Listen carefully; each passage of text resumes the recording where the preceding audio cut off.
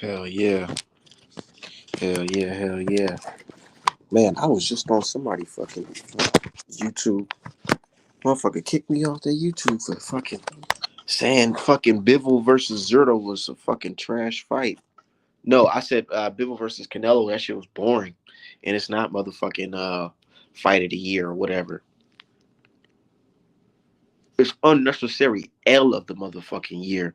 Look, shout out to everybody. It's Artman the motherfucking great.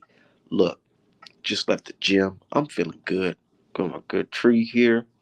Let's talk some motherfucking boxing. So yeah, um, Teofimo Lopez, that nigga's crazy, yo. Like, nah, on some real shit. Like, he needs some motherfucking help. He definitely does. Um, Let me go ahead and take a look real quick. Hold on. Says salute was good. Nothing much, man. You know me, man. Smoking good tree and talking that motherfucking boxing. Look, this nigga Teofimo Lopez, I don't know what's wrong with the dude, but the kid's funny. He's real funny because he hops on Twitter and he starts dropping dives, nigga, snitching, rat, call it whatever you want to call it.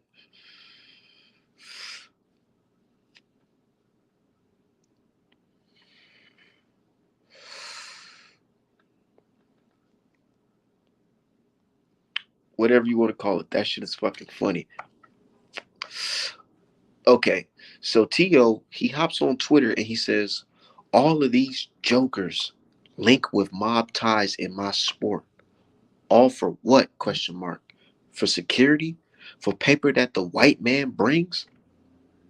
The pandemic sure had y'all shook. My skin is thick. The rest in halfway crooks. Teofimo's link with God ties. F with I and you gone. You know. That's some funny shit. For those who don't understand what he's saying, I'm gonna try to break it down just a little bit to my knowledge of what I think he is saying. So let's start over. He says all these jokers link with mob ties in my sport. All for what? Security for paper that the white man print? The pandemic sure had y'all shook. My skin is thick. The rest is halfway crooks. So for what I'm thinking, what he's saying off that statement is that a lot of these boxers are linked with Daniel Kinningham. Yes, the mob guy, Daniel Kinningham, MTK, Pro Bellum. Yeah, we know. Daniel Kinningham, the guy who was banned from the United States of America and several other boxers. He said the pandemic sure had y'all shook. And I think he's referring to 2020 when boxing was at a standstill because motherfuckers couldn't fight in the venues, you know what I'm saying? Like niggas couldn't have no fights or whatever. And around that time, motherfuckers was signing deals to MTK, which was now known as a bullshit ass company for the guy Daniel Kinningham that was used to launder money and all that other shit, right? So yeah, a lot of dudes did sign up with MTK. I mean, he's not lying, man. You know, according to that no fly list or whatever, he's not lying. And then Teofimo goes on to say, this motherfucker calling out my name, knowing damn well with his new signing with Probellum, it's quote unquote boxing related. He said,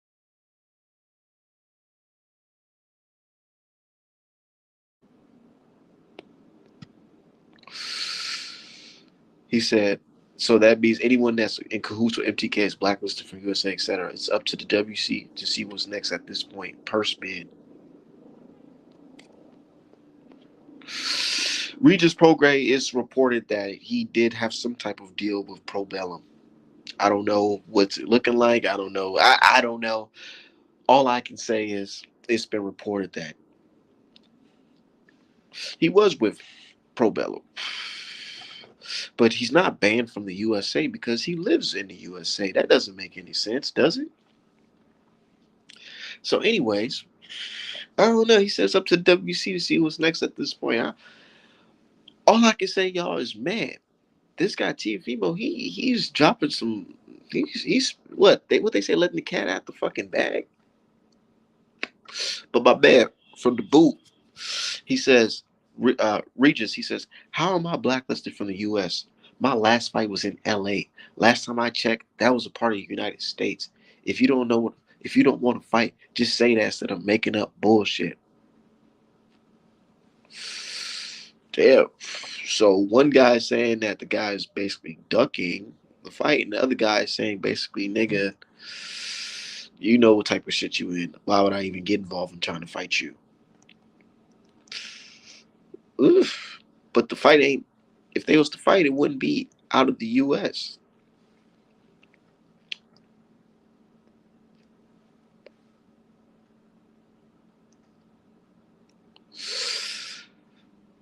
My question is, what is he getting at though? Like, are you trying to expose Regis, or are you trying to expose everybody? I don't know.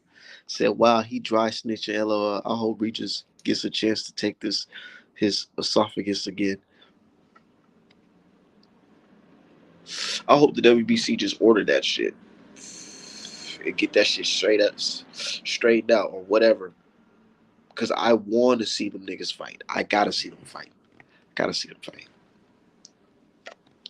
Who are picking in the fight? Regis, of course. But it'll still be a good fight. Because Tio said he, you know what I'm saying? He said he ain't no hoe.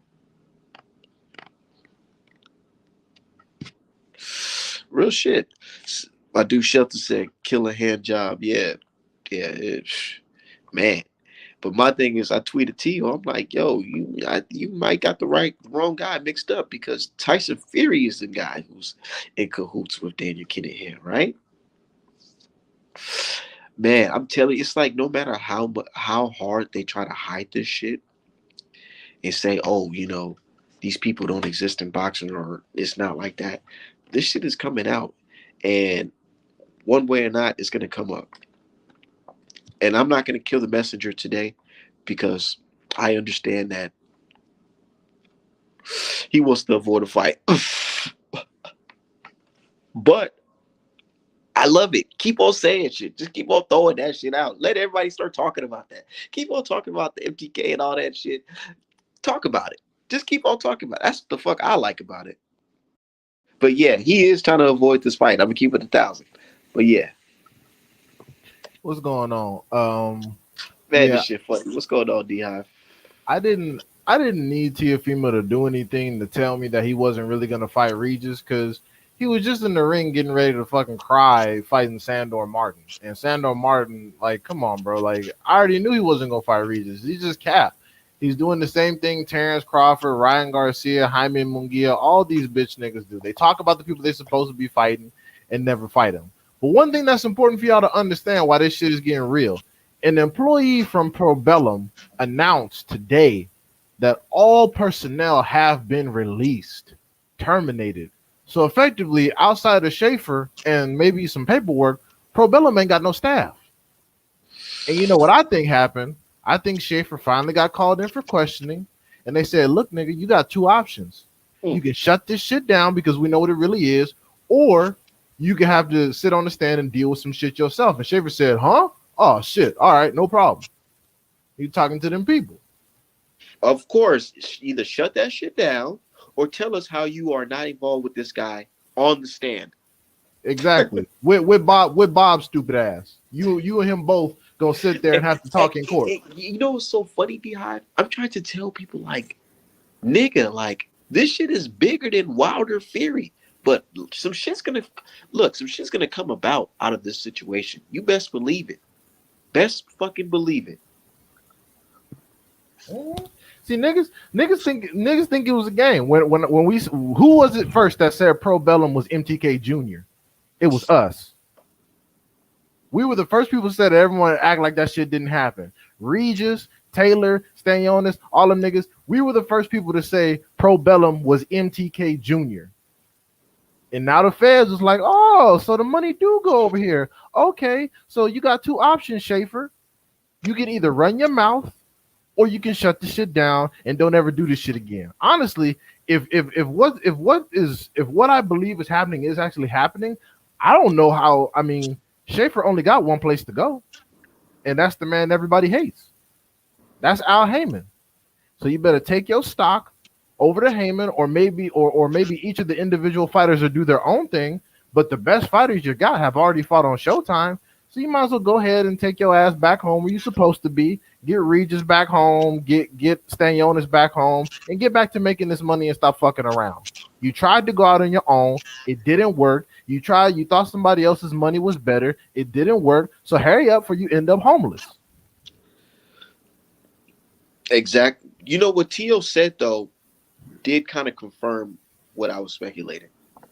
That during COVID, the money was drying up in boxing because niggas was unsure how the fuck they were gonna fight during this situation, and motherfuckers start signing deals. Them bills was fucking coming. Niggas wasn't fighting. And who put on the first COVID card? Wasn't it Tank Davis? Mm-hmm. And you know who else was on them cards too? Not just Tank Davis card. You know who was on the other side fighting too during that fucking pandemic? Who? MTK. They had cards. Right. They had cards distributed by Top Rank. Man, that shit is like, man. Shout out to my dude Dirt. What's going on, bro? What up, man? What do you think about this whole Teofimo Lopez basically airing a couple things out? Real convenient. Sounds like an excuse to me. It is an excuse. It definitely is. But that is true. I mean, there are some shady things going on. The timing is crazy, like you said, because D-Hive, didn't you say that effective immediately today, Pro Bellum has to shut down? All I said was that an employee that works for Pro Bellum said everybody got fired. Everybody. She said she released like a six fucking tweet thing and said all Pro Bellum employees have been let go. So I mean, shit, what kind of company purges 100% of their staff? Unless they plan on hiring all new people or converting to an advisory only agency like PBC is, I'm assuming that they shutting the fuck down.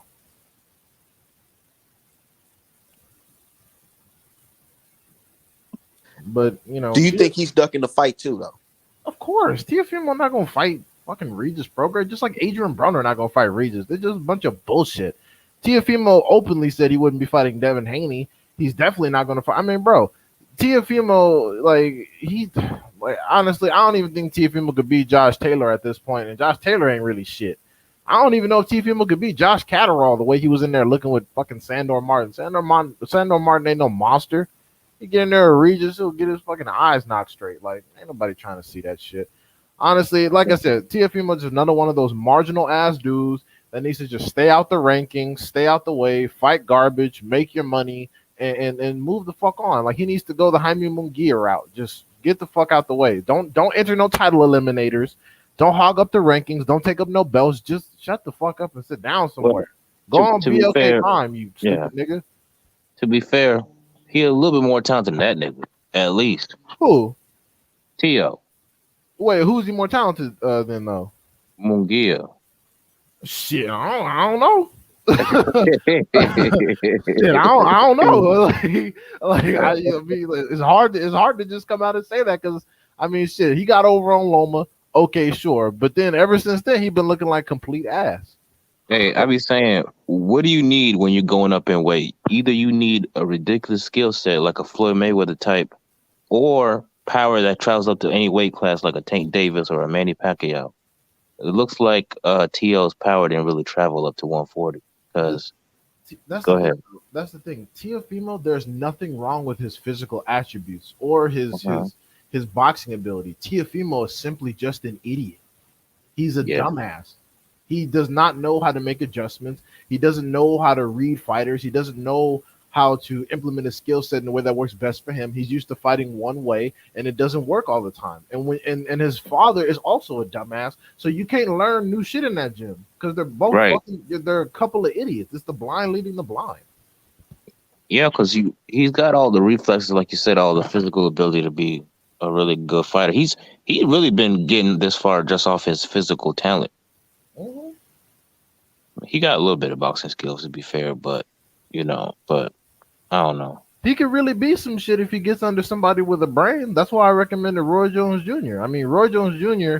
talks a lot of shit on that microphone I don't like, but his ability to reform fighters and utilize their own attributes in a way that works best for them can't be argued. Like, for I don't example, like Ryan Garcia, but he made the right decision getting Joe Goosen over Mr. Clem Bunerol, fucking Canelo's coach, whatever that nigga name is. oh, Reynoso, yeah, Reynoso. them niggas are trash. They run the same combos every fucking fight. Like, Right, like they got yeah. Oscar Valdez looking like Canelo, and I'm like, oh, bro, who's the style that gives Canelo the most trouble? A pure boxer. So why the fuck would you train like Canelo for Shakur? Anyways, but yeah, no, like even Roy Jones. Roy Jones was somebody who he understands that his athleticism more than likely can't be matched. He was somebody that led with a hook instead of a jab. However, he teaches all his fighters the importance of the jab, which is how I know he's an intelligent coach. Because a lot of coaches that are just regular will just teach you stuff that either work for them or work for somebody else and won't utilize the fighter that they deal with. They won't utilize that fighter's best attributes. Roy Jones is smart enough to understand that can't everybody lead with a fucking left hook like him. So that's why he teaches dudes like Eubank and Perella, who don't have half that athleticism, the importance of the jab. And that's something I think he can think for Teofimo, because Teofimo being there having moments where he really think he's somebody. And it's like, nigga, what the fuck are you doing? Put your fucking hands up, you idiot. Yeah. Weak ass Philly shell. Look, when I got some training at a boxing gym, the very first thing motherfucker told me, if you want to set up a combination, you got to start off with a jab. And you're going to, some people do it, some people don't. But when you do start off with your jab to do your combination, you end with a jab. Yeah, you got to open them up, get your shit off, and then add another shot for scoring to make sure they can't follow up with anything or counterpunch you. That's exactly right. That's why you start and end with the jab. Unless, like Dirk said, you have ridiculous power to where you can end the fight at any moment, or you have incredible boxing skill and athleticism where you can do kind of anything you want. Teofimo, like Teofimo has none of that. No, that's not true. Teofimo is very athletic and he has power. He just doesn't know how to apply it. He doesn't know how to apply it. He doesn't know how to adapt to situations. He doesn't know how to make fucking adjustments. And he's never cut off the going ring. What's going on? Oh my god, Mike his fat ass can't cut off the ring for shit. Oh I my see why he god. we all knew why, but you saw why he didn't want to fight Devin. Man, hell yeah. Lomachenko didn't want to fight Devin. Dude, Devin will make Teofimo cry without even hurting him. He'll just be embarrassing him the entire time. He just won't know what to do. He'll be like, what I the don't know fuck? if anything. I don't know if there's anything that makes me more pissed off than like casual boxing fans. Like when they say shit like, "Oh nah, Devin, he's no match for Teofimo." Devin got pillow fisted hands. Like nigga, when has that ever won a boxing match? Like skills pay the bills. Floyd said it himself. Yeah, Kambosos had fewer knockouts than Haney and beat the shit out of Teofimo. Had him leaking. Yeah, Had him Zerdo, leaking. Bivol. Like we've seen so many examples where the boxer beats the puncher. No, these dudes don't fucking pay any attention. I don't even listen to casuals or anything. I listen to the fighters and the pros. The pros will tell you who's good. Whoever's struggling to get fights is more than likely good. Whoever's consistently getting fights and eating, that person is probably not who they say they are. Like everyone keeps, Lomachenko, Teofimo, all these dudes, they're consistently getting fights and eating. No one is avoiding them for a reason. Whereas motherfuckers like Haney, motherfuckers like Boots, motherfuckers like, Better BF, those dudes struggle to get fights often. I wonder why. Maybe it's because they're the fucking truth. Like these dudes will tell you, like the franchise championship, fake undisputed. Teofimo has been a bitch his entire life. He got one win over. You forgot your boy Shakur. Shakur doesn't struggle getting fights. What you talking about? He's definitely struggling to get fights right now, and it's his fault. But he's starting to get fights. I mean, Shakur needs to call out people at 135 at top rank. He's looking at George Kambosos Oh, and Jojo Diaz and shit. I just saw an interview with him yesterday.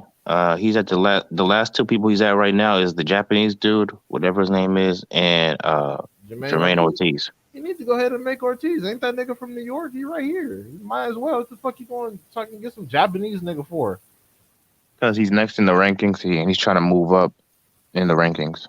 Yeah, fuck that Japanese dude. Jermaine Ortiz. Yeah, man, fuck him. Jermaine Ortiz is coming off a great performance against Lomachenko.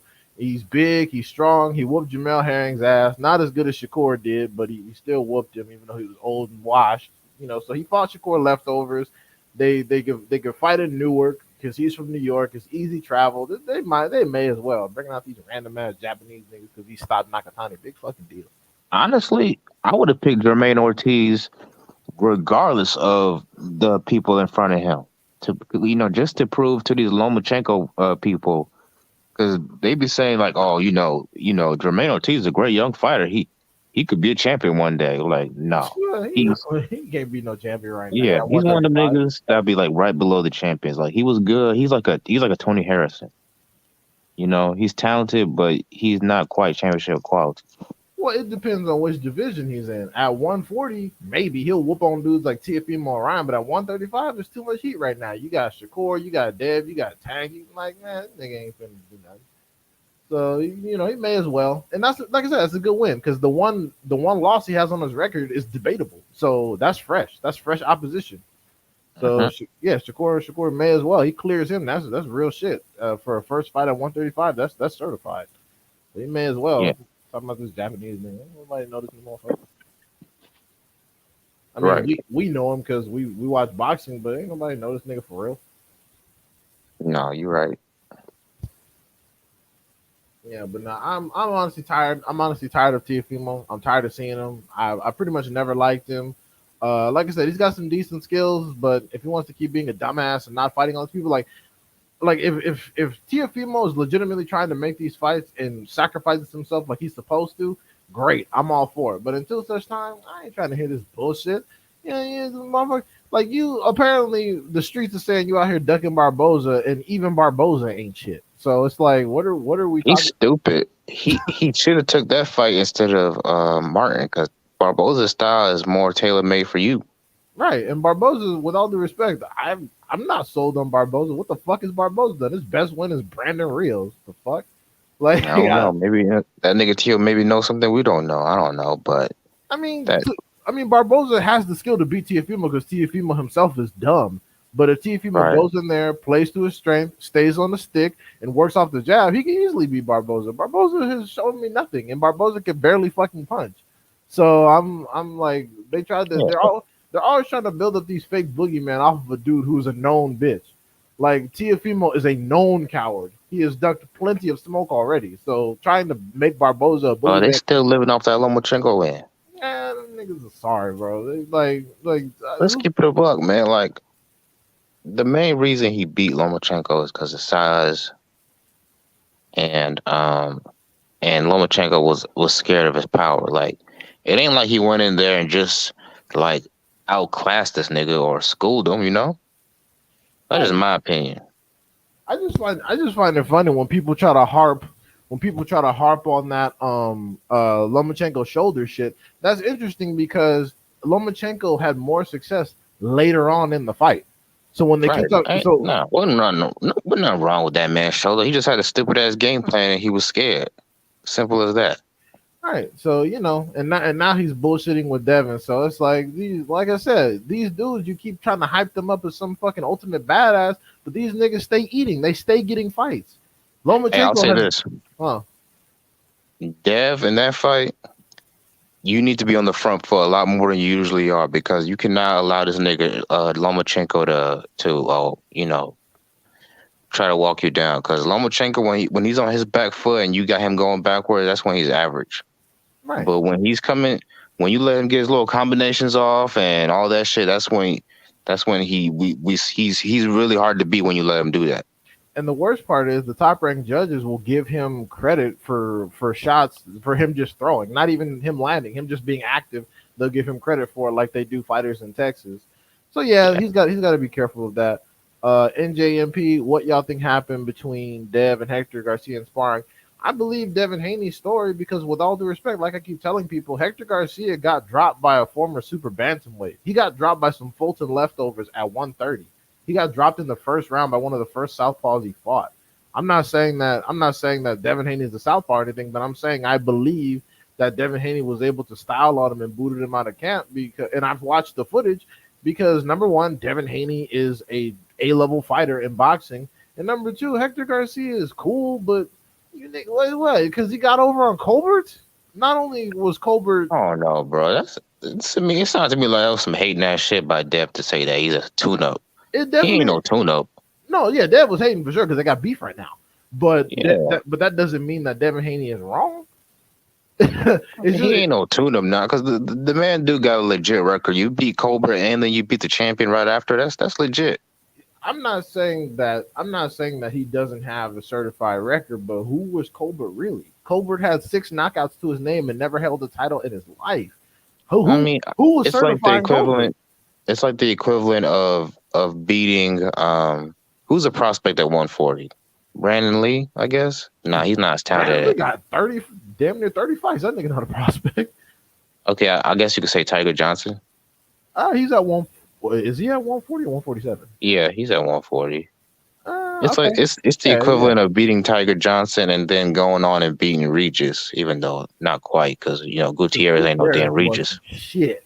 I mean, he was champion, but Well, shit, I can't think of any of the champions at 140. I guess Puelo. yeah, maybe. Alberto Puello is more of a Gutierrez type, even though he has no losses. Okay. But Okay, yeah. If a nigga goes through Delonte Tiger Johnson and then beats Puelo, nigga, that's legit.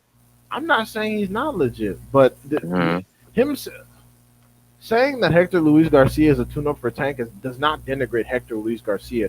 That just shows you how good of a fighter Tank is, because we can not only can we all see Hector's vulnerabilities, but we can see Tank's skill set. It's not going to be competitive. It's just not. He's not that guy.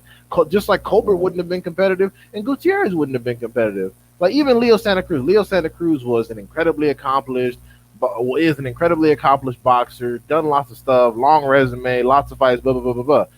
When they said he was fighting Tank, everybody knew that shit was up. Like, oh shit, this nigga. Like, You want to know how I know Tank is a special fighter? I mean, it's obvious, but people talking about he dragging this nigga up to 135 like this dude ain't bigger than Tank. This man is what 5'9". He got a longer reach than Tank. What was it? Well, Tank is like bigger, like body wise or something, but like I'm sure when they're out of camp, he probably weighs more than Tank too. I keep having to Unless Tank remind was people. so go. I keep having to remind people Lomachenko is bigger than Tank. People keep Right. talking. People keep talking about, oh, Lomachenko is too small for 135. Blah, blah, blah.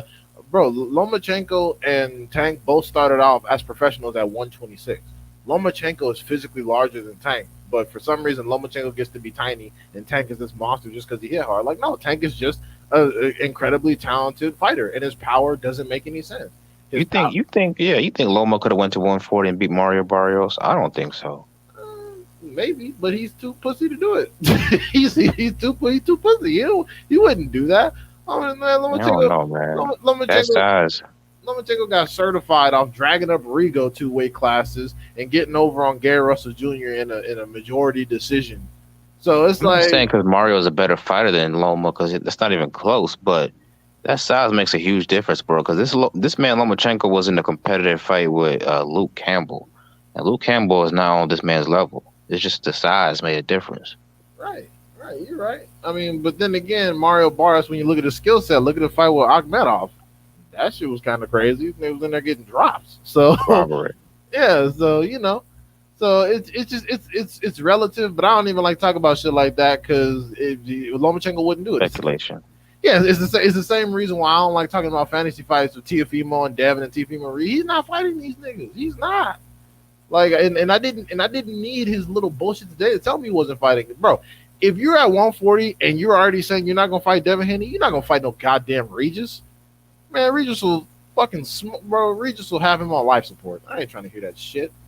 If he's smart, he be trying to fight these B-level dudes. If you can't beat them, nigga, you just give up. But if try to fight them dudes, and then maybe try to get a tank fight to cash out or some shit, because you're not beating no champions, bro.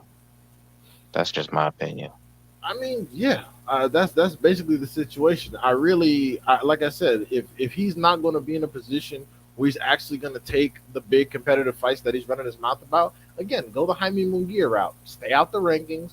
Don't do title eliminators. Just keep begging Bob to feed you, and then slowly fuck off into the sunset. Because ain't nobody trying to hear all that. We're already barely getting the fights we're supposed to be fucking getting.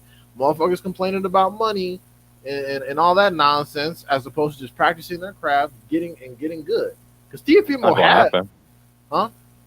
That's not gonna happen because his ass already cashed a check and his ass couldn't. You know the saying. He wrote a check, his ass couldn't cash. Yeah. Talking about I'm gonna end these niggas' careers. He was talking about Dev and all them. So he wanted to show something.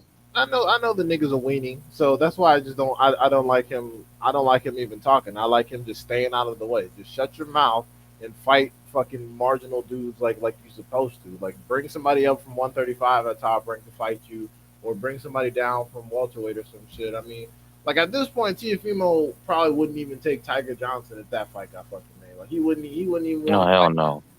He wouldn't even fight him. And Tiger Johnson is someone Teofimo's supposed to walk over. Tiger Johnson is a fucking prospect, up and coming, barely started, and Teofimo probably wouldn't even have the confidence or the skill set to beat up Tiger Johnson. And I'm not even high on Tiger Johnson. This nigga, again, he's just certifying niggas off nothing. He ain't trash, but he kind of basic, especially with the he got that same little 1-2 every single time. I mean, he's good, but unless you Bivol, like you're not gonna get away with that shit. Well, Bivol is also huge. Like Bivol fights at 175, and a lot of the dudes at 175 don't have Bivol's work rate or athleticism, so that's a different set of circumstances. Yeah, niggas at 175 are so fucking slow, they make Bivol look like Sugar Shane Mosley in there. So I'm just saying he needs more variety in his punches. Tiger Johnson is. I keep saying the same 1-2, 1-2. Well, I mean, slip 1-2. I mean, yeah, you know they're building. Or the upcuts.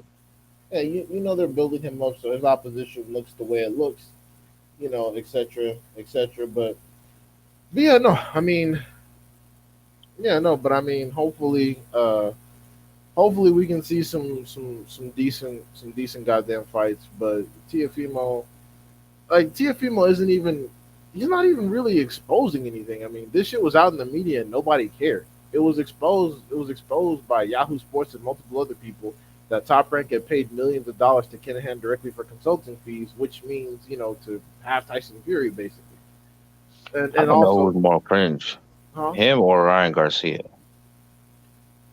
It's got to be him because he be going on little tangents and little rants about some weird goofy shit like. Yeah, Teofimo's like bipolar because 1 minute he'll be super sad, and then the next minute he'll be talking big shit, and then he'll be depressed again, and then he'll talk about mental health, and then he'll talk about how he'll smoke people. So it's just the nigga's all over the place. I don't know what the fuck.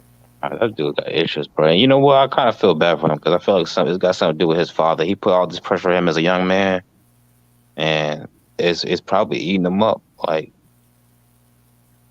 I don't know. I kind of feel bad for him, bro. I'm not gonna lie to you. He probably got CTE.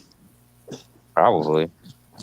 Think about it. Niggas been when you be fighting, for a very long time, especially since you're a kid, when your brain was not fully developed, and you get, hit really hard. Ain't no telling. His dad ain't a real boxing trainer. Just throughout the years, but I don't know. Yeah. I don't know. His dad learned on the job, like. He wasn't like a real boxing trainer, like Yeah, his dad enrolled his son in boxing lessons, saw a little bit of skill, and thought, "Oh hell yeah, this is our ticket out the poorhouse" type shit. He was like, shout out to them, but at a certain point, he should have realized, what, for the good of my son, I think somebody else should train him, somebody with more experience. But hey, they got this far without it, so. can you blame him for keeping the train moving? But I guess not. But I don't know. Yeah, it's kind of like it's just like what Errol Spencer's father did. Errol Spencer's father saw that he had a talented son on his hands, and as opposed to being selfish and doing all that goofy shit, he took him to a professional trainer who knew the sport, who was a former pro, and now look where Errol Spence Jr. is. That's what happens. But Daddy over here concerned about his cut as manager and trainer. He over here fucking his son up, and he's not gonna be happy till his son really get his ass whooped, like really, really get his ass torn out the frame because they didn't do any research. Yep. He really not gonna be happy. Especially if you fight Regis. So, nigga, I see why he dry snitching. Oh yeah, he's they. Well, let me tell you what him and his Teofimo father- fans told me. Okay. Well, Regis ain't on Sandor Martin. He ain't gonna be running, and he gonna be right there to be his. So it's more of a better matchup. They said that like that's a good thing for Teofimo. That means Teofimo gonna stand there and get his ass whooped. The hell they talking about? Yeah. If Teofimo was knocking motherfuckers out like he was at 135, you would have a good point. Motherfuckers saw Teofimo knock out Comey and got recency bias. I'm like, bro, Comey was one nigga. That's one nigga he slumped over hard like that. He hit Kambosos with that same punch, and Kambosos got up and finished whooping his ass. I'm telling you. I told them niggas, what's Teofimo gonna do when he runs into a fighter he can't knock out? Fucking He ain't lose. finna outbox Regis. That's what happened with Kambosos. He hit Kambosos with everything, couldn't stop him, lost. Yep. He's done, bro. Simple as that. Shit, I'm saying he needs to sell his ass to the highest bidder like a smart hoe. He over here. I know what Lone be thinking. He's like, Tom, I lost to this nigga. Oh yeah, Loma be at the crib depressed. He's like, wow, this dude's fucking ass water, and I'll fuck around and fuck my legacy up losing to him. I don't even want to rematch no more. Fuck that shit. Lomachenko don't even want to fight Devin. This pussy ass is starting to make me mad. Shit, honestly, if Lomachenko, Yeah, just go up, bro. Move up to 140 and let Shakur get that scalpel. I'm just saying. yeah, if Lomachenko's steady bullshitting, then yeah, I agree because he acting like a bitch. Like, man, hurry up and take your ass whooping so we can stop talking about you. I'm tired of talking about this motherfucker. Every goddamn day, I gotta see someone on my timeline sucking off the mighty Lomachenko. He's all beltless. Lomachenko can't teach your ass what the fuck to do from a nigga like Devin Haney. Dude is a fucking beltless loser, and I got people still talking about, oh, he's the best at lightweight. He's an all-time great. He's an all-time fucking ducking sack of shit. Ain't nobody got time for this bullshit. You know what I noticed? Fans will be quick to call motherfucking Lomachenko an all-time lightweight great, but won't call Devin Haney a lifetime lightweight great. And then, like, look at the resume, bro. Look at who he beat. He fought Corolla, bro. Right. And I'm Toyota like, Corolla. they keep talking about this dude like he's levels above people, but then he lost to people that didn't get half the consideration he got. Nobody This nigga lost to Tio, bro. Yeah, nobody works with Teofimo as a generational talent. So if he whooped Lomachenko ass, you can't say that Lomachenko is a generational talent. He lost to a nigga. That's why I get so upset. That's why I get so upset when folks be like, "Oh, he fought George Kambosos, bro, for undisputed." Nigga, George Kambosos beat the nigga who beat the guy that y'all said was the best, and then y'all said Tio was the guy. These niggas. What's crazy is, bro. I always remember. What's crazy is if it wasn't for the war in the Ukraine, Kambosos would have been fighting Lomachenko. Yep. Yes. And keep in mind, he was encouraged to do that. He was encouraged to stay away from Devin Haney and fight Lomachenko. And also, another thing I want to reiterate, I honestly don't think that, like, you can say what you want. I don't think if Lomachenko asked, they would have made him go to Australia. I don't think so. I don't think they would have made him go to Australia. They would have been more open to doing whatever Lomachenko wanted. But yeah, people encouraged George to stay away from Devin Haney because, quote unquote, Lomachenko was better with 2 losses. No, it wasn't because he was better. It was a better stylistic matchup for him and more winnable fight. No, I know what they were really trying to say. Well, they thought, they saw Lomachenko beating Kambosos against, so they could start sucking his dick. But I know what they're really trying to say, but that was their argument. The argument, well, Lomachenko's considerably better than Devin Haney, so even with the 2 losses, so he should be fighting Kambosos because it's more challenging. It's the same bullshit. Yeah, right. Nah, they just want Loma to get that belt. Exactly. It's the same Yeah. bullshit. It's the same bullshit they're pulling with Canelo and Bivol. Bivol's obviously And better. then So imagine than Charlo Loma and fighting. Andre and Benavidez and shit. Imagine Loma fighting Cambosis and winning. They'll say, well, he doesn't need to fight really Tio again because he beat the guy who beat Tio. And then they say he doesn't need to fight Devin Haney because Devin Haney ain't fought nobody. Same Yep, shit. they were closed Same out there. shit, like, bro. And that's why I be like, y'all, I can't say Devin Haney didn't deserve or did Devin Haney didn't fucking accomplish nothing because it's like we already know the fucking game, bro. We know the game. Stop talking to us like you fucking stupid. We see this shit. It's been happening how long? And Look at isn't this it shit with a, look at convenient? this shit with a Nui, bro. Yeah. All right. Speak of the devil. Isn't it convenient how this nigga MJ all of a sudden got a fight lined up? I thought he was hurt. Wait, he does? Yeah, Oh hell no! Who is this motherfucker fighting?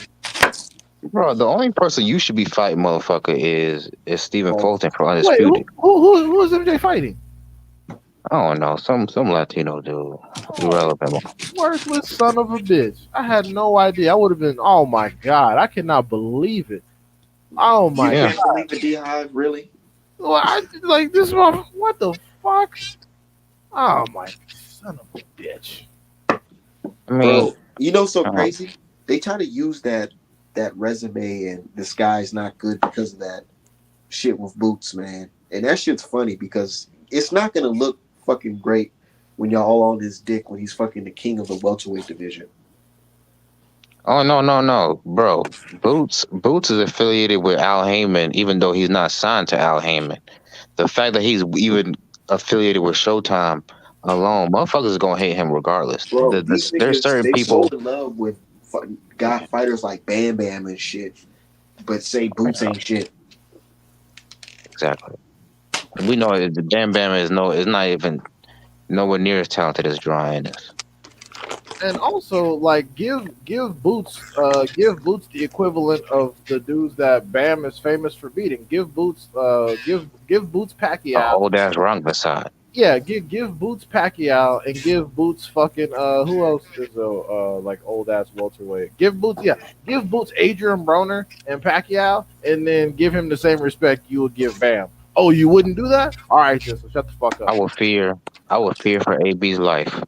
AB will get that'll be AB's last fight ever. He will get beat within an inch of his goddamn life, and then That might be AB's last event as a human being.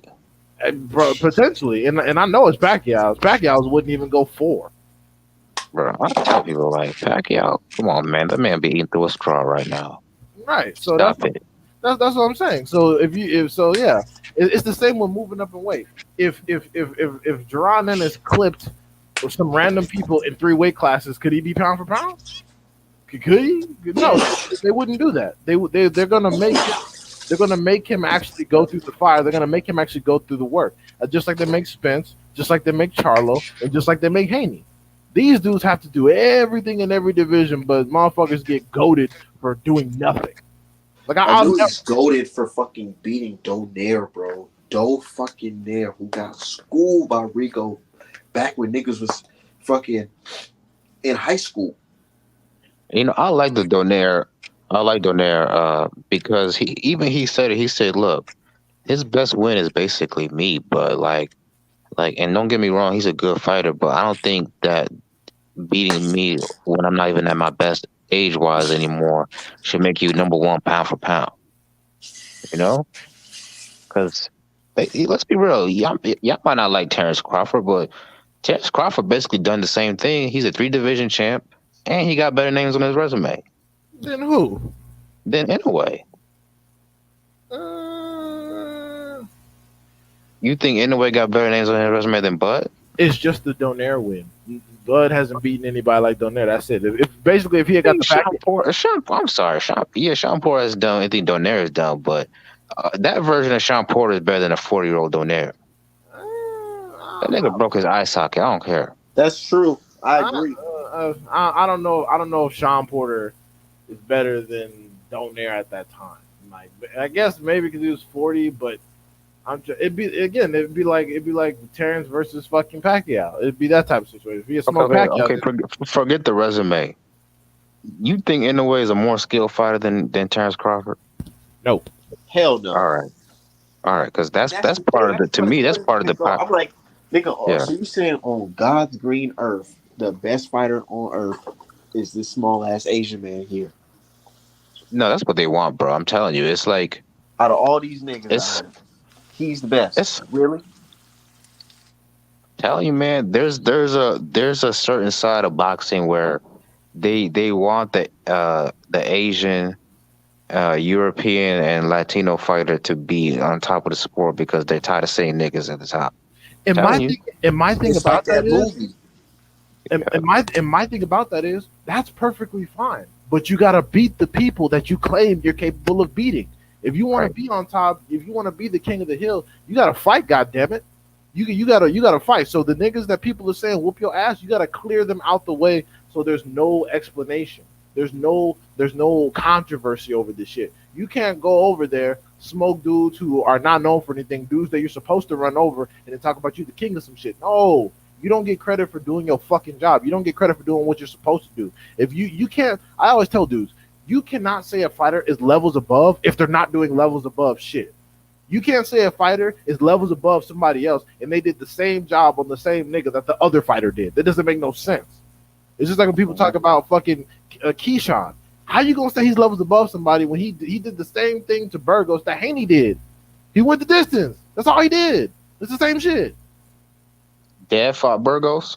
Yeah, the Burgos is Haney leftovers. I didn't know that. Most people didn't. This is the shit I be talking about. Most people don't do their fucking homework. Most people just see somebody, they see an ESPN tag over their name and go, "Oh shit! Well, ESPN is the world leader in sports news, so they must know what they're talking about." Oh, that's what I'm saying, bro. The brainwashing is so deep because niggas have been watching ESPN to get all their sports knowledge for so long that it just carries. And they think whatever ESPN says is gospel. And I'm like, bro, every fucking time this shit happens, bro. They tell you somebody's the shit. They put them out there. They say they're the best things in sliced bread. They get exposed, and you make a bunch of fucking excuses. You cry like bitches, and then you move on to the next person. When it was Loma, Well, I don't know about that. I think Keyshawn's the real deal, but you already know how I feel about that situation. yeah, that's great. And you know what? I hope at some point we get to fucking see it. He's already pledged to not fighting Shakur. They've already pledged to not fighting each other, so they got to clear everybody else. That so I'm not gonna give this nigga. I'm not gonna praise this nigga as the second coming of Christ, and he's doing the same standard job that everyone else has done so far. Don't make no sense. It's kind of like Inoue. Inoue is a pound for pound fighter for sure. He's just not the best fighter in the world to me because he hasn't done anything spectacular. Like again, I always say this: people talk about Inoue and Tank like Manny Pacquiao never existed. Manny Pacquiao's career is 3 times as impressive as Inoue's, and Manny Pacquiao didn't even get pound for pound consideration until he got to 126. Why? Because that's where the certified dudes were. God damn, I missed the good old days when we actually waited to give fighters some credit. We actually waited to see some shit first. Like, god damn. Like, you do one thing, like I remember motherfuckers. Like I feel like just a year ago, Niggas were saying Hergovich is a better fighter than Wilder. Niggas were saying Josh Taylor would beat Tank and Crawford.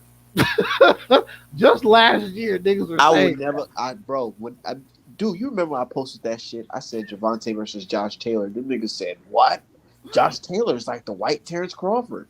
Dude, they like these niggas were saying these niggas were saying that Josh Taylor would be a super competitive fight with Bud. All of a sudden, he gets exposed by Catterall. All of them niggas are on hush mode, moving on to the next thing. They don't even talk about 140 no more. They talk about Tank as a weight bully, but look at this nigga Josh Taylor. Josh Taylor's fucking huge. He's bigger than Terrence. He's huge. He fights dirty, and he's still not good. That's what's hilarious. He's huge. He fights dirty, and he's still not good. So it's like, bro, get these motherfuckers the fuck out of here. You can tell who watches boxing and who don't. All you do is sit around here, suck ESPN dick. That's why when somebody gets exposed or an upset happens, you can't tell because you didn't do any fucking research. It's just like they goated Jose Ramirez off of beating fucking Hooker. Okay, they didn't see Jose Ramirez fight when he struggled with that one dude, Amir Imam. They didn't see that. So when Josh Taylor whooped his ass out the frame, they didn't see it coming. And then all of a sudden they go to Josh Taylor. They didn't watch the Regis fight too close because I thought he lost that one. So Catterall surprised them like, oh my God. Catterall got over on Josh Taylor like that? I had no idea. Yeah, Hey, 'cause you but don't I've heard, yeah, I've heard because there's like an Irish dude I was on the panel with. Josh Taylor likes to party, and he drinks a lot. You know, he is a Scottish dude. That's what they be doing. So I felt they say that that's part of the reason why he struggled with Catterwall. He didn't really take him seriously after being undisputed. Okay, well then he should come back and knock him the fuck out this next fight. Because Yeah. if he goes in there and goes a distance, struggles, or even loses, oh boy, oh boy. Okay. I'm gonna give Josh Taylor credit for even taking the rematch because technically he didn't have to, Bro, even though we all know it's a robbery. I'm not giving him any credit because the reason why he's doing that because all his mandatories would have beat his ass. Who are his mandatory? Oh, Regis and Regis, Alberto Puello, Subriel Matias, and then Catterall. Yeah, Catterall is the only one he actually had a shot against. Puello, Regis, and Matias would beat the shit out of him. They would smoke his ass. Like Regis, especially with all his experience from the first fight, Regis would knock him the fuck out this time. as long as he don't try to brawl with this nigga again. Right, yeah. Matias is a fucking monster. Matias would fucking break Josh Taylor's neck. And Puello would just beat him up. He would outbox him. He's tough, rugged. He could take all Josh Taylor's punches. Like Puello would get on his ass. So he will lose to all those dudes. Catterall is his best option to remain the champion. He might not even win that shit. Yeah. Hey, I'm telling you, on that fight Saturday, there's somebody on a upset alert. I want y'all to guess who. Andre Nicholson. Yeah, that's my second upset alert, but I got somebody else ahead of them. Oh shit, who? Mr. Rashidi Ellis. What? Man. Yeah. Look, man, I've been watching the nigga fight. I don't care who you are. Any nigga that got 25 fights with 24 knockouts is a dangerous motherfucker. I knew it. Yeah, look. And this man, you saw I know it's corny, but you saw the face off. This nigga Rashid Ellis all cheesing and shit. And this man had like a stone face. I was like, oh, this nigga, but this might be a Madonna type of situation. All right. I knew people were gonna say that because of the 25 knockouts or whatever. I've watched tape. I've watched tape on this Romain Villa person. This man not good. Like, but skill wise, he's not all that. But like, look, man, if you watch Rashidi fight, the man is kind of pillow fisted. And this dude that he's fighting is tough as hell. Like, and Rashidi gets gassed out towards the end of fights. I feel like he can hurt Rashidi. I'm gonna be real with you. I mean, especially to the body. Man, that nigga Boost was looking at Sheedy like, man, don't even play, nigga. You know what time it is. You fool. Like, I was looking like, damn, son. Rocha was walking this nigga down. I mean, Rocha's not a bad fighter, but he was walking him down. Yeah, but Rashidi makes up for that with raw skill and raw speed. So I feel like it's more speed in the skill part, but go ahead. He can clip him. Oh shit, the weigh-in just happened. I think it's equal. I think it's equal parts. Oh shit, yeah, I pulled the weigh-in. Oh, the weigh-in is live. Yeah, the weigh-in live right now. It started like 30 minutes ago. Oh shit, Tank already weighed in. Everybody make weight. Yeah, they said both of them weighed 134 even. Ooh shit, Tank is in shape. A focused tank is a dangerous tank. Tank is in shape, but no, I disagree on the Rashidi thing. The power sounds good; it always sounds good, but that dude is simply not skilled enough to apply it. He's not fast enough. I don't think he does anything well enough to beat. Hey, we're gonna be back here. Actually, it's gonna be on live. I'm telling you, that's gonna be a tough fight for Rashidi. Are you picking that dude to beat Speedy? No, I'm just saying he's a live dog.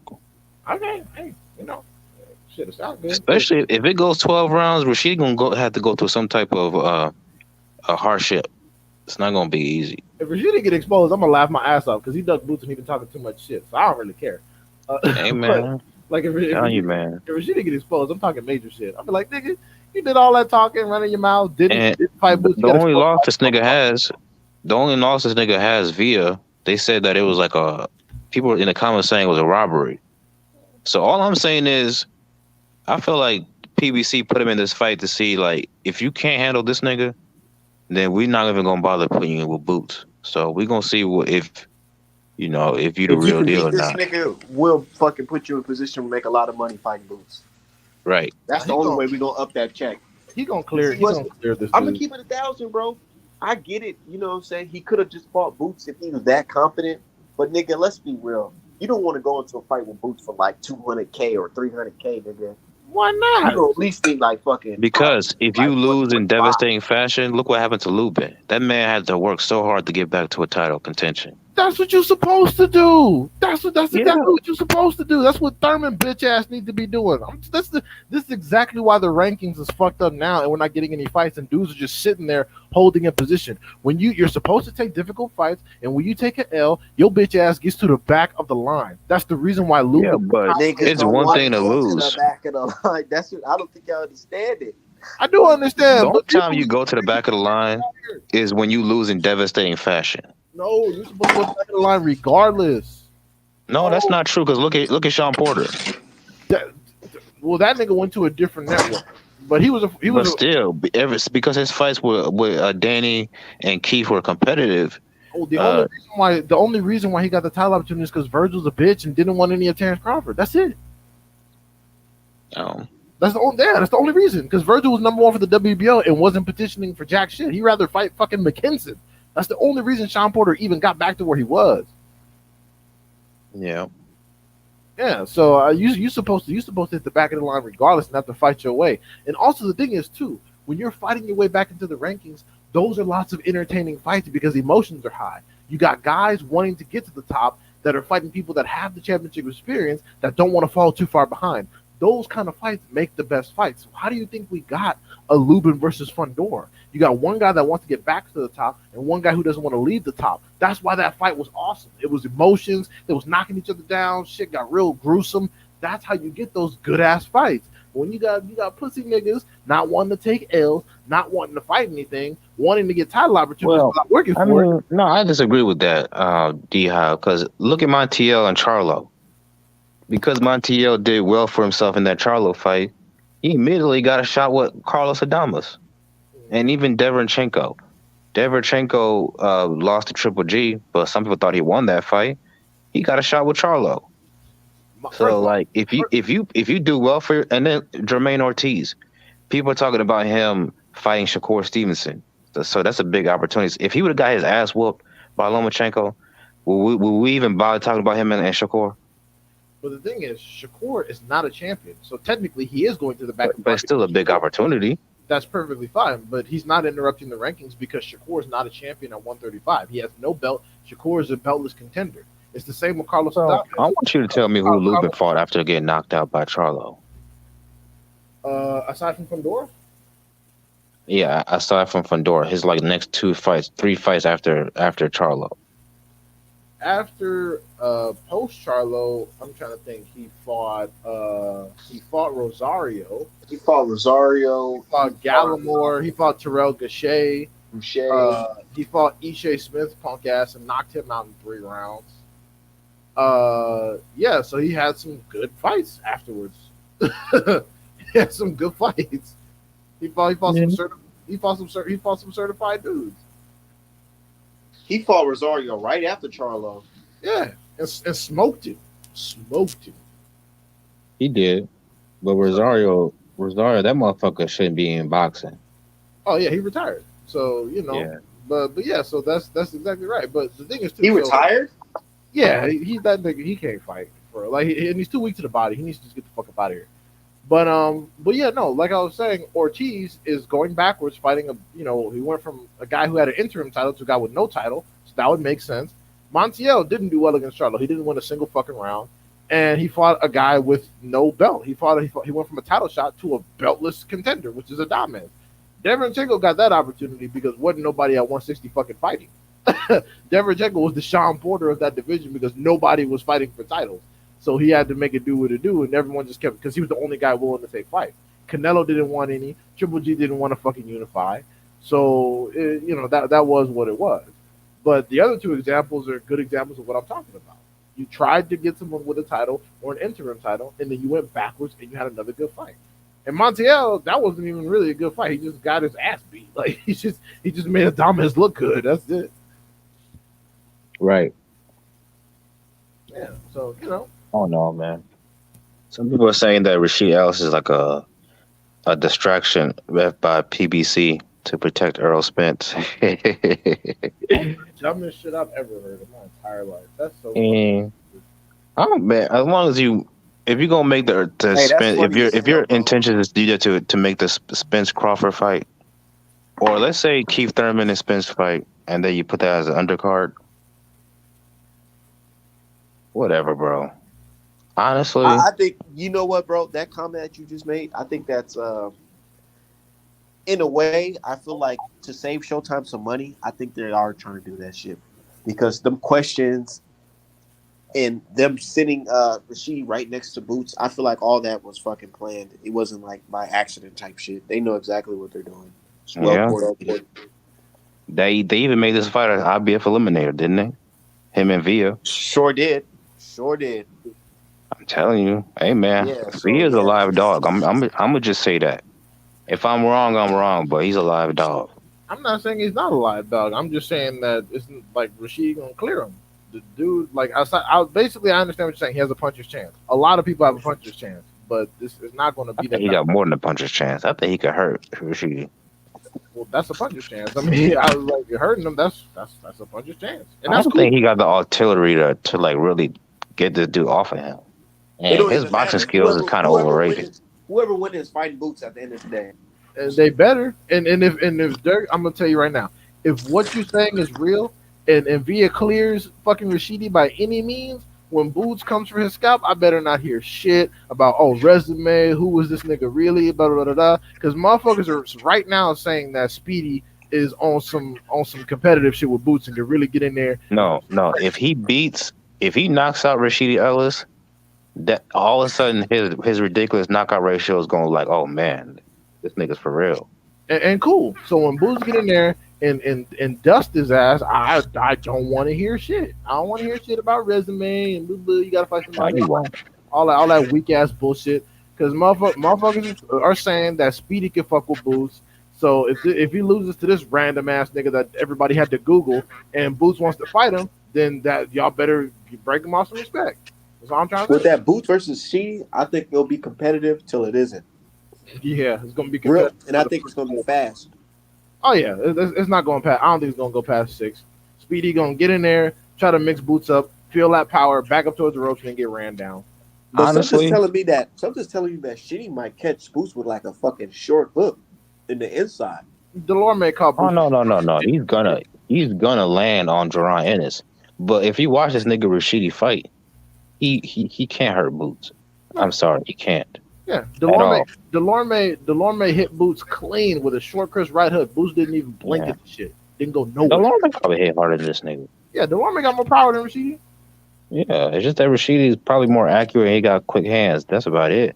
Like Yeah, outside of speed, outside of hand speed, Rashidi does nothing better than Boots. Nothing. precisely. Yep, I agree. And the thing is, Rashidi knows this. Like I said, he's a hoe.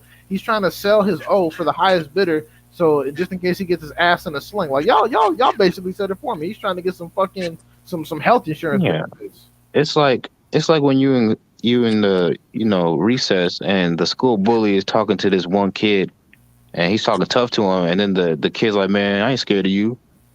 And like in the back of your mind, you know it's cap. Right, because his friends are there, so he don't want to look a bitch. So Right. that's basically the situation Rashidi was in. I'm cool. But to cool. prove he ain't no bitch, you gotta fight the bully. That is Right. right. Because I was cool with everything until he started talking that shit.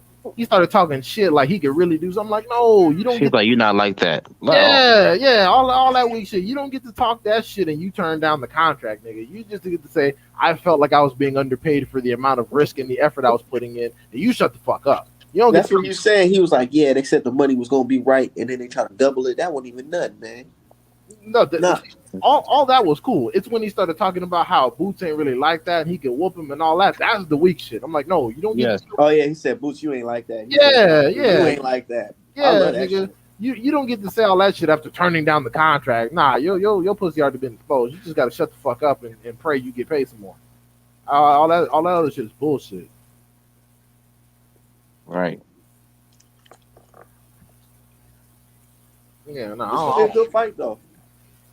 yeah, and Did she make weight? I didn't watch the weigh-ins, to be honest. I mean, I would hope so. Let me check Twitter and check the fucking Showtime weigh-ins. Yeah, check all that shit. Let us know. All right, let's go. Showtime boxing. Here we go. Okay, Hector and Tank made weight. Jaron Ennis and that motherfucker made weight. Rashidi came in at 146.2. Wow. You know what he said after that? He said, "Fuck you, D Hive." Yeah, well. Talking about ain't no real welterweight. Well, he was in his last fight waiting at 153. Shit. Damn, That is kind of big. Boots weighed in at 145. God damn, he 2 pounds underweight. What the fuck? Sheesh. You joking? He weighed in at 145.6. Oh my god. 2 pounds Hey, underweight. man, I'll be keeping 1,000. My boy Errol Spence and them, they need to move up after this shit. Nah, Nah, real shit. nah, 'Cause nigga. what? 145? No, bro. See, that's I what I'm mean, are saying. y'all surprised? Look at this man's Twitter. All he does is work. Niggas be talking all that shit. Oh man, Boots can barely make weight, and niggas was believing that shit. Nah, Errol, don't go nowhere, my nigga. Don't go nowhere. Just stay. You know right. Errol going up, bro. Stay right where you at. I wouldn't recommend fighting that nigga. Look at this bullshit. Look at y'all niggas. If I was his people, me as a boxing fan, yeah, I want to see that fight. Because our man, not like a week ago was picking Errol Spence to whoop Boots ass. I was. After And then I this heard shit, y'all this niggas news, and I'm like, man, 145. 145.6. This man is 25 years old and 2 pounds under the welterweight limit. Hey, did any of y'all actually watch Karen fight? I watched some tape on him. He's terrible. No, I'm not gonna go that far. Like he's not a bum. He's absolute trash. No, that's going too far. Look, I've look, seen there's him in actual cards. real fighters out here that are actual real. Karen is not. Look, one thing about me, I keep it a buck. UK fighters, I don't give them niggas the benefit of doubt at all. You got to come to America and prove it. But niggas from the Ukraine, they tend to be well schooled and they know how to fight, and they're tough.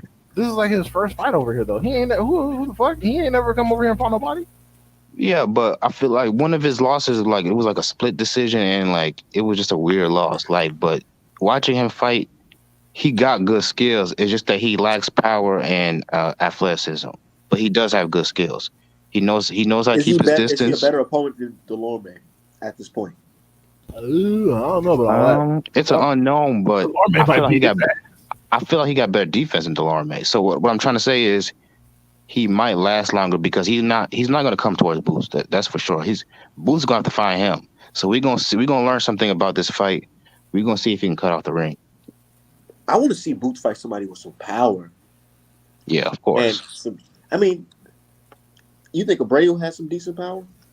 Yeah, he do. Matter of fact, didn't Abreu he upset some prospect from Like some Kazakhstan or something? Yeah, like one of those wannabe Triple G motherfuckers. Yeah, Brady can punch now. Yeah, and he just put your boy Charles Conwell through hell.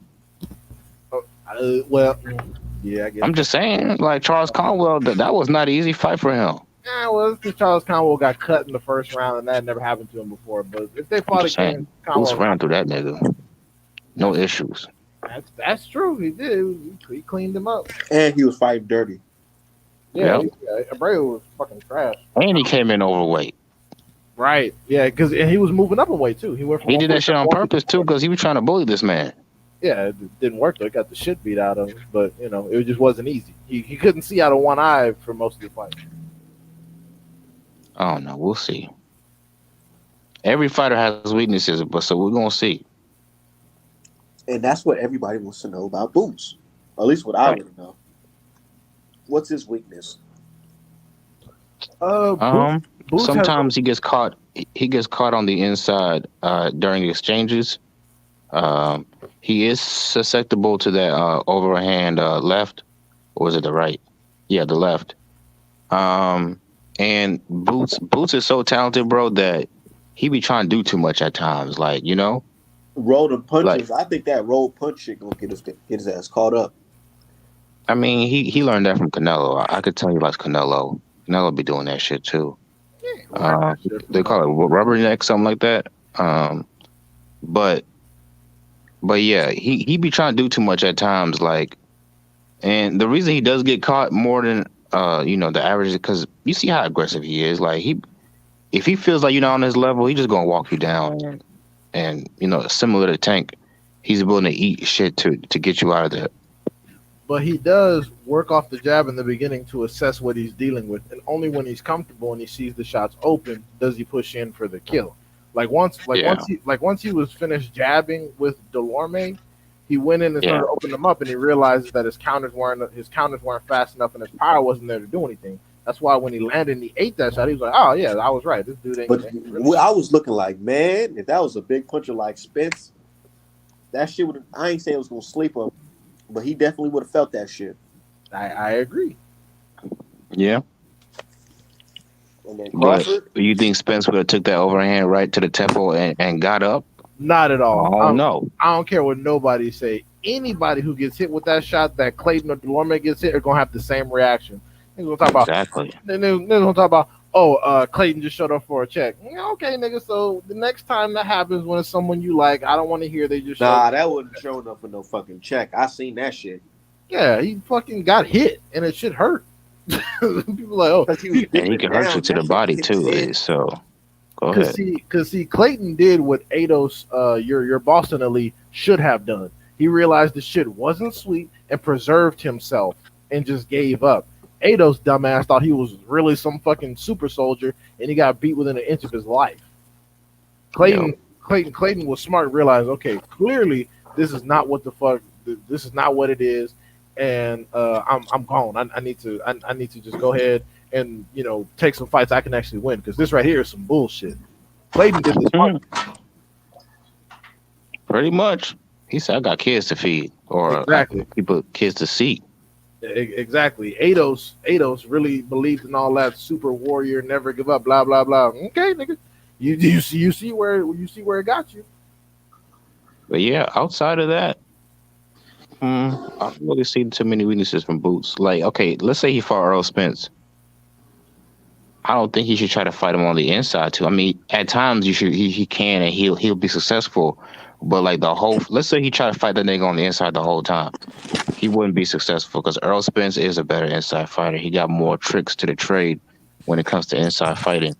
He got more tools on the inside than Boots. I feel like even Earl though Spence will hit him low too. Yeah, well, if he does that shit, then Boots definitely gonna, he gonna retaliate. Yeah, because Lipinets did that. You see what happened after that shit. Yeah, but from mid to distance, I got Boots in that when it could with Earl Spence. But on the inside, like when they're clinching and just trading on the inside, Earl Spence knows how to get with leverage.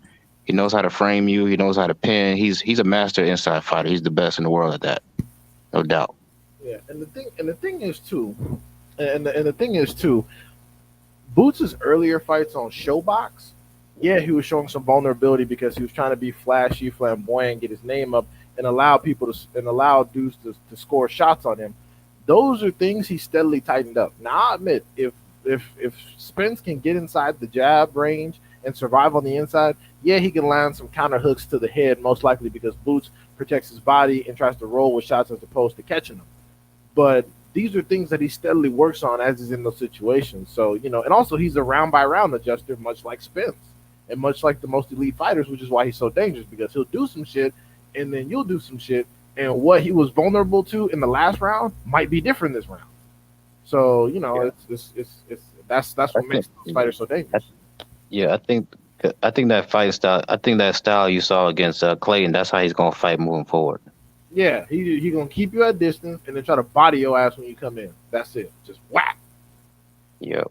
Because I like the attitude. I like the fact that they also train. Like they train to box as a contingency plan, but they train to get you out of there first because they don't get paid for overtime. And the less rounds you fight, the more longevity you have in the sport. So while you have the knockout power, you should use it. So I like that. Like that's what makes fighters like Inoue different because Inoue doesn't train to box. He trains for the stoppage. He trains to just end the fight and get it over with. If he happens to go 12, it's because nigga's not doing what he's supposed to be doing. But Yep. yeah, but he trains to get the shit over with, just like Virgil Ortiz Jr. Yep. Him too. Yeah, they all, and that's one thing I think boxers need to get back on. Now, if you know you don't have sufficient punching power, one punch punching power, I understand why you may need to, you may need to learn some more fundamentals and emphasize head movement. But even fighters that don't have a lot of punching power can still get knockouts. It's about placement and a steady work rate. Like if Devin Haney added a steady body attack to his game, he would get more knockouts. He just doesn't go to the body that often. He just jabs to the head and moves around. But if he were to get in there and actually dig to the body more often, then he would get more stoppages. He just doesn't do that because it's more risk involved. Yeah, that's true. But you got to take the risk. You have to take the risk in order to get knockouts. We all know that. Yeah, but And that requires you being confident in your chin. yeah, So fortunately, Haney is one of those fighters that's such a gifted boxer. He doesn't have to knock you out to get a convincing decision. So he'll do what he's best at, and adjust when it stops working like everyone else. But other fighters are like, fuck that. I ain't trying to go 12. So bring that ass. And, it is what it is. imagine. I don't know. Man, them boys looking great. I'm looking at the Showtime shit right now. Look, It's like, 145. That's a real number, man. after this, hell no, Spence. Stay where you at. God damn it. Yeah. So, I don't know. Spence may need to move up after this shit. Nope. Stay right where you are, Spence.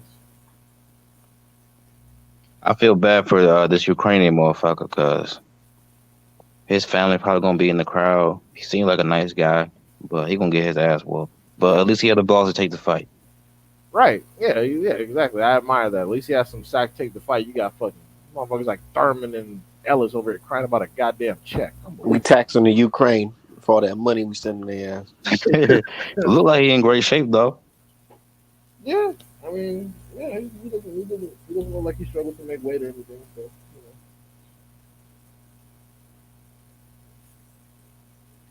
fucking welterweight division is over here on some fucking Weenie Hut Jr. type shit.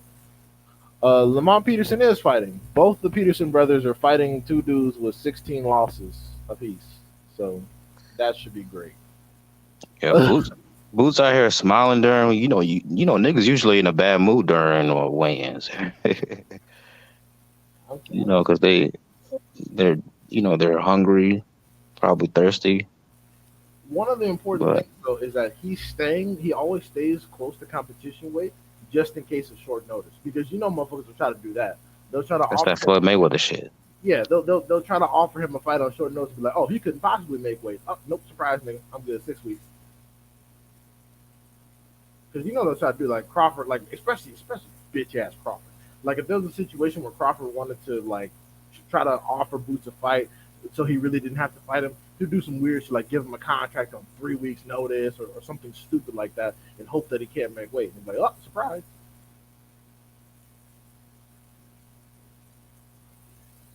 Because I mean, based on the reports, he makes $10 million deals at the last minute, quote unquote. So he's not above it. Yeah. Talking about, the $10 million Avenesian thing was a last minute deal. You can tell niggas haven't handled any legitimate business. Shut the hell up. Ain't nothing involving $10 million in the United States of America done in the last minute thing. Fuck Yeah. Yeah, I'm actually watching the weigh-in right now. What the fuck is this dude Hector Garcia talking about? I look like a lawyer with a bunch of delinquents. Type of. That dude's a fucking weenie. Shout out to my dude JR. Yeah, that dude's a fucking weenie. His people have been gassing him up, and it's fine. It's fine. He gonna, when he gets smoked, he gonna do his post ass whooping interview with tears in his eyes, talking about he wasn't ready. He wasn't ready for fucking 135 and all that lame shit. Who you talking about? What's his face? Hector. Yeah, he gonna go with the voice of Dominican boxing and fucking cry. I know. That's why I cannot wait to see that fucking interview on YouTube. He gonna be interviewed. Oh man, You know, he was just a better fighter. He was just fast. You know, my weight was just too small. All that bullshit. You know, like, see what happened was when I was a child, I developed an early onset condition that caused me to lose my hair. And if I had, Type shit. if I had had my hair, I would have had a better opportunity. But they didn't give me a chance to undergo hair replacement surgery. So that's why, honestly, they beat me. But once I get my hair plugged, and then I can fight again, then it will be a different situation. Like, shut the fuck. Tank about to body this dude. He talking about suits and shit. Nigga, he gonna be in his final suit if he keeps his hands down fighting Javante. Shit. He's their final dude. Oh shit. For real, like. He ain't that stupid. I I would mean, hope. you see how he was squaring up against Javante at the press conference, like I in don't know that what gas that's Philly for. shell. Like, bro, what you doing? Anthony That's got. awkward. Oh snap! What's up, Anthony? Chris. That's why Chris Colbert should be heavily criticized. Hector shouldn't be here. Yeah, Chris Colbert didn't handle business. Chris Colbert was a fucking idiot. All he does is paint his hair and shit. Bro, and that's the thing. Colbert was supposed to be here right now tonight to keep it a Colbert. 1,000. Colbert would get his ass whooped too. Oh shit, Colbert. Yeah, because Colbert can't punch. Yeah. Yeah, he can't punch, and that's the thing. Can Hector punch? He can punch it worth more than Chris Colbert, but it's not. It's not gonna be enough to like do something with Tank. Who punched it harder? Hector or Isaac Cruz? Isaac Cruz. Oh yeah, definitely Isaac Cruz. Yeah. That's But we ain't never seen Tank hurt, so we know he I've got a never chance. seen Tank hurt, but I ain't gonna lie. In the Tank versus Isaac Cruz fight, that's the most I've seen Tank have to exercise his boxing skills. Yeah. As in No like doubt. defense, athleticism, just being on point, so you won't get hit. It takes a lot to do. It's not like Cruz was he was gassing out. Cruz had the same energy for a while, all 12 rounds. I mean, yeah, that's what happens when you're not exerting any real energy, being defensive, using good footwork, or using a jab. He just sits there, throws the same overhead hooks, and then puts his hands right beneath his chin. That's it. That's all he does. Hey, that should be working for him. I mean, yeah, you look great against marginal motherfuckers. Yeah. He knocked Gamboa ass out. Yeah, or fucking Tiafimo leftovers and the Magdaleno. I want to see Isaac Cruz versus Cambosis. Oh lord, that would actually be interesting. I think Cruz first. A couple people will be interested in me. I want to see him against Ryan Garcia too. Yeah, that'd be something else. Isaac Cruz said he ain't never fighting that nigga. What's his name? Shakur. It's a couple No, motherfuckers that don't want to fight him. Cruz pops told Shakur he should set up a contract. That's cap. You shouldn't even have to because the what's it called mandated. So like this should be easy to make. You know, He'll go you know a first. fight I can see happening? Hmm. Cruz versus Leo Santa Cruz. Oh my god, if they make that bullshit. You crazy out your mind if you think Leo finna take that fight, especially since Al Heyman like that nigga, so he not finna do that to him. Leo Santa Cruz has been under witness protection for the fucking longest. This nigga didn't want to fight Gary. He don't even want to fight what's his name that just knocked Colin the fuck out. What's that? Lee Wood. He don't even want to fight him. So it's like, And he all he knows is to come forward. So you think he finna just go in there and go to war with this pit bull? nah, Pitbull. Yeah, Pitbull will serve his ass up. It's gonna be Pitbull versus Abner Maris. Abner Maris barely beat. Oh no, didn't Abner Maris come back and get a draw? Yes, that's so crazy. Like, Oh bro, my god. What the fuck surgery did you have to your fucking eyeballs? And keep in mind, the nigga that he got a draw with is somebody that Cruz just knocked out a guy that knocked him out. and Abner Maris. Hey man, Cruz gonna break the other eye fucking with him. Yeah, Stop bro. playing. Yeah, ain't nobody trying to see these motherfuckers. do y'all really think we'll see Gervonta Davis versus Cruz too? Yes. Maybe. It's It's gonna happen. It's there to be made. I don't see why. Why do you think he not trying to fight nobody right now? He trying to save himself for Tank. I don't blame him. He gonna get paid good the second time. Oh yeah, that's gonna be big. That would be a big fight. What's up, Cozy? Yeah. Yeah, especially motherfuckers talking about Cruz won some shit. So it's like, okay. That's why Cruz don't want to fight Shakur because he go in there Shakur that he just gonna get easily outpointed and look stupid. Yeah, his arms are too short. He has no jab. Shakur would just dance around him all night in a super boring 12-round decision. Anyway, he would look like ass. Yeah, pretty much. What y'all think about Cruz versus Haney? Same shit. Yeah, yeah. I mean, what's it gonna do? Haney is fucking longer than Shakur. It was just some boring ass bullshit. It would just be Haney jabbing, moving, some hooks off the jab, pivoting, shifting outwards, avoiding the ropes, keeping the fight in the center. Cruz versus what's his name? Lomachenko. What y'all think about that? That's more interesting because Lomachenko's smaller, but I think Lomachenko would. I mean, I give Cruz I more of mean, a chance, but that will Loma, be interesting because Loma don't really fight on the back foot. You know, he don't. He's really a pressure fighter. He likes to come forward. So that'd be interesting how he would fight Santa Cruz. That'd be an interesting fight. you mean Isaac Cruz, Yeah, whatever. One of them niggas. one of the Cruz clan?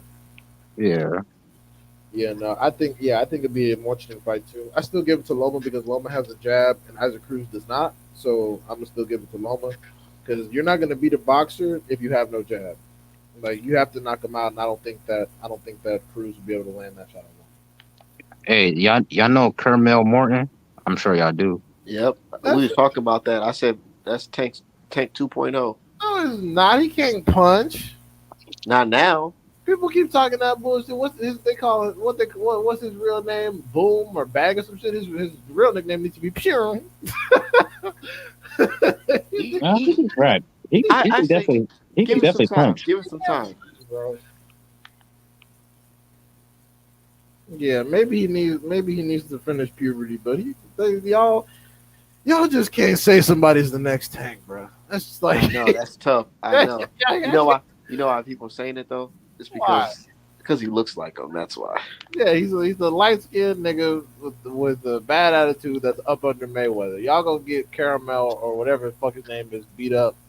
Hey, y'all want to hear some funny ass shit? What? It's this audio of Rolly interviewing Kermel Morton, and he's like 12 years old in this video. It's funny because this is before the Tank fight, way before the Tank fight. And listen to what this little kid said. It's funny how kids are so honest.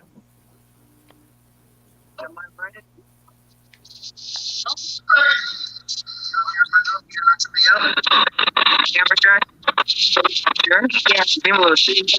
Why you got more knockouts than World Cup fights? Honestly, I'm a bum. After all the knockouts I've done, I'm still a bum. You got power too. I don't got. What'd he say? He said he's a bum. He said, "What was like? I'm a bum after all the knockouts I got." And he said, "Well, you got power." I said, "Well, you got power too." He said, "Well, I got skills." Oh shit! Yeah, Rolly is fucking terrible, Rolly. Look, bro, a 12-year-old can see that shit. That's funny, bro. And this is how old is this video? This is like back in 2018 or something like that. Like, and it's funny because that's what I keep trying to tell motherfuckers about Ryan Garcia. The only sparring footage where Rolly looks certified is against Ryan Garcia. So whenever people try to compare Ryan Garcia to like De La Hoya, I'm like, you guys are so fucking dumb and disrespectful. It's the looks. Niggas are horrible. If Like- he can smother Ryan Garcia's punches and fight dirty, that's how he would give Ryan trouble. But Ryan can't catch him coming in. To be fair, Dude, Luke Campbell gave Ryan Garcia trouble, and Luke Campbell ain't never been shit. Bro, they're gonna make a movie about that shit. like, bro, I'm His gonna tell war you, with fucking Luke Campbell. if Luke Campbell never caught COVID, he would have stopped Ryan Garcia, and that's pathetic. Cause that nigga fucking sucks. I don't know about that. He don't got the heart. No, it's just, I disagree. I mean, heart, yeah, sure, maybe Ryan Garcia got more heart, but then again, what the fuck? He went into a mental health crisis after getting the shit slapped out of him in a fight he won by knockout. So what we talking about heart? True. That No, was I'm not saying one or two got more heart than the other. I'm saying uh whatever the UK dude don't got no heart to last with Ryan Garcia because the boy can't punch. Well, yeah, even with COVID, he slapped the shit out of Ryan Garcia and made him rethink his career. So clearly, he can punch hard enough. You right. I just don't think Ryan Garcia is that good. Like people keep He's talking not. about. It's just like that's why every fight he has, fucking old Sergio Mora stupid ass can say is, look at him, he's handsome, he's young, he looks great. He said, I'm like, what you trying to go on a date with this motherfucker? How about you assess the boxing skills, you weird fuck? But he got to be the worst commentator in all of boxing. Sergio Mora is such a salty ass motherfucker. He's just mad that Danny Jacobs knocked his ass out twice. Him Like, and who's that racist dude on PBC or Showtime? Ray Mancini's bitch ass.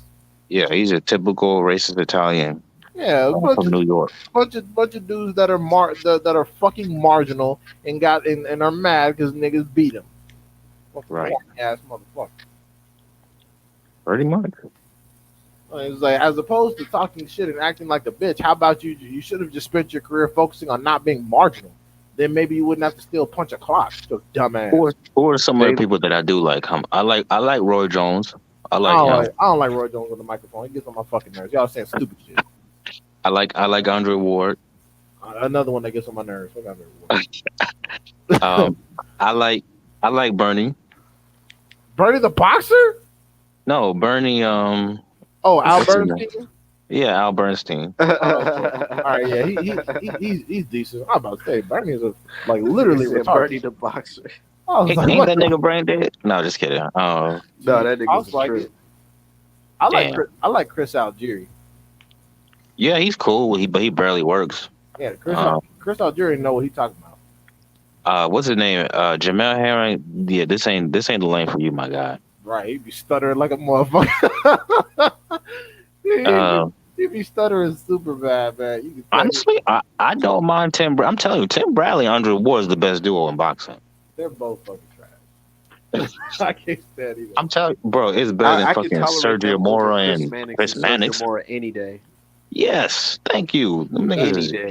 That's not a high bar though. That's not a high. That's not a high. What about Lennox Lewis and whoever the dude he be working with? and Goosen and Morrow? Yes, I'll take them. I'll take Lennox and Goosen over any of these. I Fucking, don't know. Lennox be stuttering and shit too. well, you got popped in this shit. He be saying Lennox like- different names. He said Lennox be like, oh, Avalar. He called this nigga Avalar Avatar. He's like Avatar, and Avatar's doing his thing.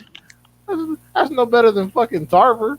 Tarver be over there sound like he high. Be like, oh yeah, you know what I think personally, and this is gonna be a good situation. That nigga sound crazy. yeah. That nigga's not good either. Yeah, Tarver's a fucking moron. I've even as a fighter, I've never liked Tarver. And that show that they got on that with Roy Jones and Paulie, that shit is trash. Yeah, they're all, dumb. that's why I don't like And these them. niggas letting this racist nigga just say all this stupid shit. That's what happens. I'm telling you, bro. That's what happens when you smoke all your money. You got to work for dumbasses like Paulie. I've been telling my brother, my real brother, that niggas from that era is the biggest coons. They Like, are. They are. They really, yeah, niggas from that Michael Jordan, Charles Barkley, Shaq, them niggas from that era, they're the biggest coons. Yeah, the niggas that were supposed to be the shit in the 90s, but fucked off all their money being stupid, making music videos and going through divorces and smoking cocaine. Yeah, all those assholes are coons. Yep. Always talking some dumb shit. Talking about what Errol Spence would do and Wilder, but Crawford's the That's man. what, Shut the dude. fuck Roy up. Jones Jr. Shit. I lost respect for him because he doesn't deny Tyson Fury cheated. He just says Wilder should have did this and should have did that. Yeah. Meanwhile, fucking Roy Jones over here getting laid to rest by niggas like Tarver and Glenn Johnson. Shut the fuck up, boy. Ain't nobody trying to hear that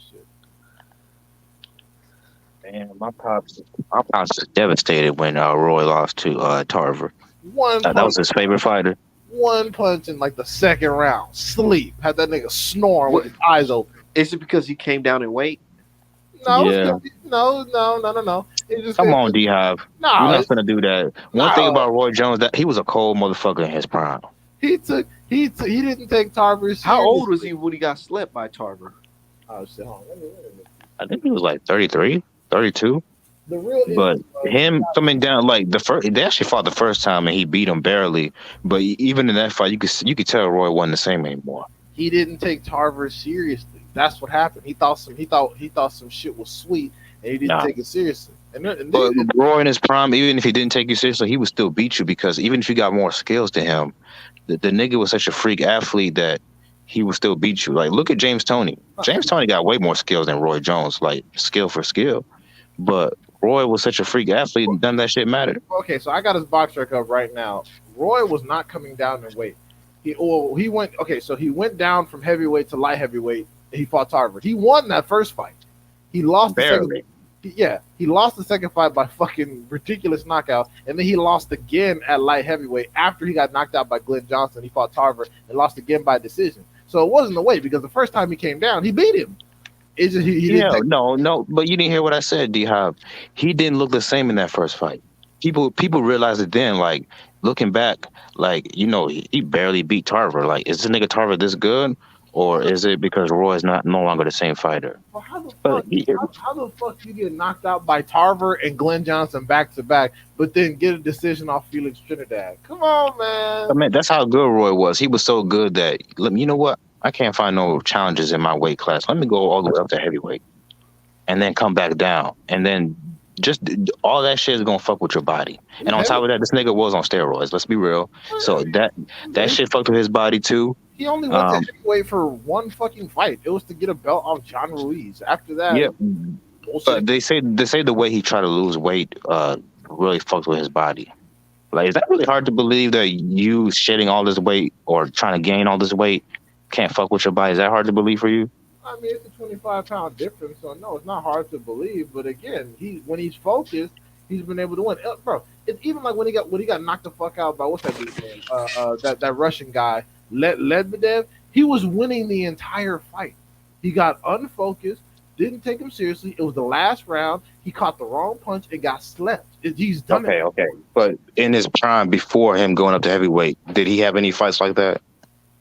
No. And why is that? Well, you didn't let me answer the question. Okay. You didn't let me answer the question. Before that fight, he went the distance a couple times before heavyweight, but his only loss was by DQ. That is not fair. So he's supposed to knock every nigga he ever faced. Some of these niggas, I have no idea who the fuck they are. Like, that's what I'm saying. Like, some of these dudes, I have no idea who these people are, though. Well, Roy Jones was low-key getting the boots treatment early in his career. People were like, well, he ain't fought nobody. When he did eventually fight somebody like James Toney and Bernard Hopkins, he washed them. That's a fact. Well, he lost to Bernard, so. Not the first time they fought. Did they fight more than once? Yeah, the first time they fought in their prime, they were both, 25, 26? He beat the shit out of Bernard Hopkins. Roy Jones is probably the greatest fighter ever.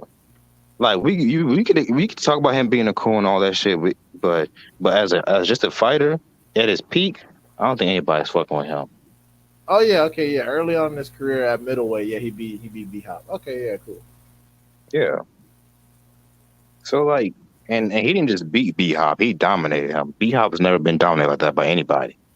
Well, he went up to cruiserweight and got his ass beat. Then he went to light heavyweight. He got knocked out twice. He got knocked out by Glenn Johnson. He should have, after he beat Tarver. After he beat Tarver, he should have just retired right there and then. That's why you smoke all your money up. You make bad investments and you make shitty music videos. You got to keep working. That's why he still punching the clock now with his stupid ass.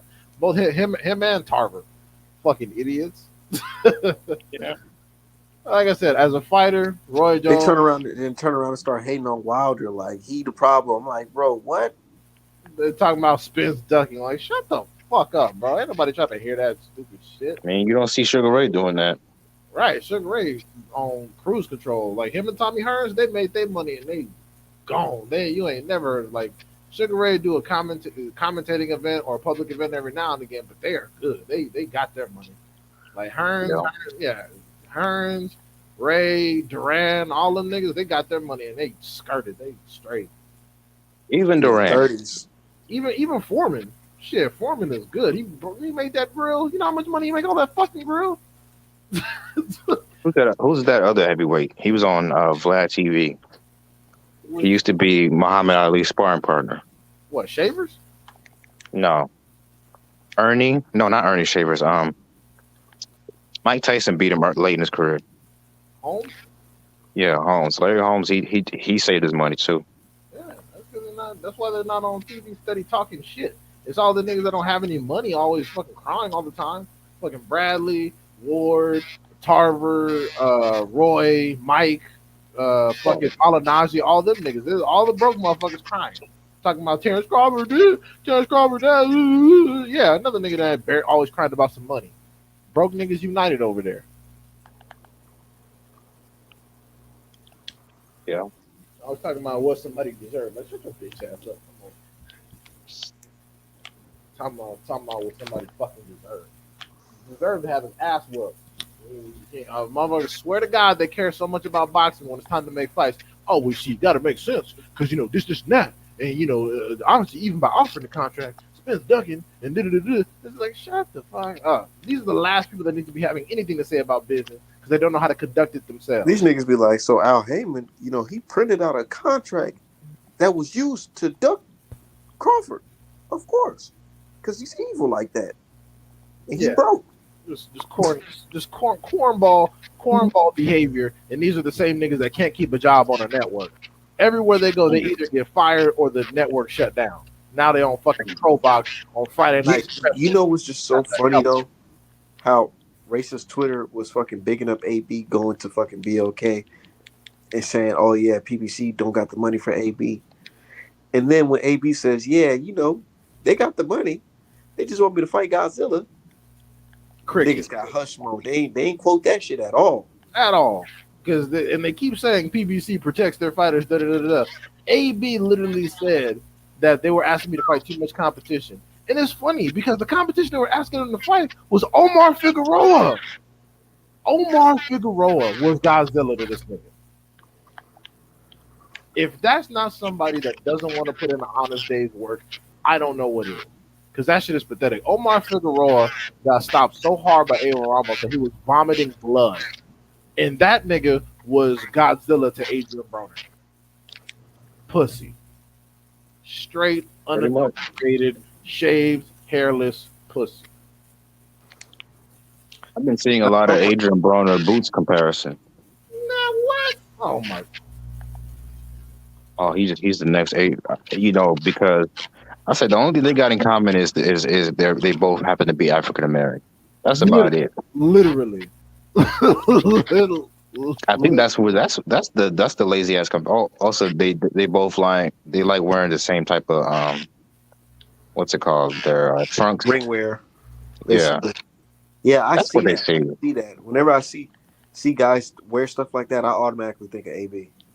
Yeah, but personality wise, it's not the same, but Gerard is disciplined. He doesn't run his mouth. He lets his hands go. He's not partying, talking about hoes every 5 seconds. Like, bro, just a year ago, Adrian Broner was talking about making a fucking OnlyFans and shit, leaking his sex tapes. Gerard ain't doing nothing like that. So the comparison is. You know what it is, bro? They want him to be the next Adrian Broner. That's what it really is. Yeah, they want him to get beat up by somebody he's not supposed to or fall off. Right. Oh, he's the next great black Hulk. Eddie Hearn I heard that nigga the bag to fucking fight. Conor he's trying to set him up, fighting the juice head, and get Adrian Broner destroyed. I'm surprised his father wasn't more upset because they try to drain your son and they try to fight this steroid. No, he was upset. Oh, well, Eubank is in a mental hospital. That nigga went crazy. Damn. That nigga was saying, first of all, he said the weight was too much, and then now this nigga about to put, bro. I'll be trying to sue these niggas on everything. I don't see why Eubank them don't sue because they thirsty. Because Eubank was going to go through with the fight anyways. Right. Eubank is thirsty, and also he knows that the zone will keep giving him decent bread for fights against dudes he can clear. Like Liam fucking Smith. Come on, bro. Like he don't want to go over here because you might have to fight Lara, you might have to fight Charlie, you might have to Triple G, and as far as Top Rank, I don't know, like it's whatever. But he wants to stay in the UK and be marginal. That's what he wants to do. He wants to stay in the UK and be fucking marginal, and I'm okay with it. Bro, man, what do we got to do? Bro, he's lucky Matt Kamarov pulled his arm in that fight. Yeah. Because Yep. Matt Kamarov, for the fucking couple minutes he was in fighting that nigga, he was already getting on Eubank's ass. Yeah, and it's funny Not because surprised. Eubank was in negotiations with Charlo, and all of a sudden, negotiations have ceased. Man, that fight wasn't never gonna happen. The fuck? Bro, it's you know something about UK fights, bro. A lot of them don't got heart. They don't. They don't. They just, Some of them do. Don't get me wrong. Some of them do, but a lot of them don't got heart. AJ, they get hit and take a fucking knee. They got no heart. Pretty Boy Kelly. I remember Pretty Boy Kelly. Oh my God, Avanesha down there killed this nigga. Dude, Ray Robinson exposed Josh Kelly. Yeah, Dubois. Who else? Fucking weenie. Now, Dillian White, he got heart. He got the chin of Amir Khan at heavyweight. Dillian White's just What about Yard? Yard just ain't had the gas tank. He got heart. He got heart. He just don't have the gas tank against Kovalev. And he lost to Abraham. Yard and Dillian White have plenty of heart. They're just stupid. Their boxing skills incredibly limited because they're both dumb. Yeah. And what's his name? That punching bag. He get on my damn nerves. He be getting his ass whooped and giving niggas cheeseburgers after every damn fight. Oh, Chisora? Oh my God. Yeah. Chisora's so fucking annoying. Niggas in real life say Wilder has no skill while saying Chisora is some kind of great fighter. Like, what the fuck? This motherfucker has 13 losses.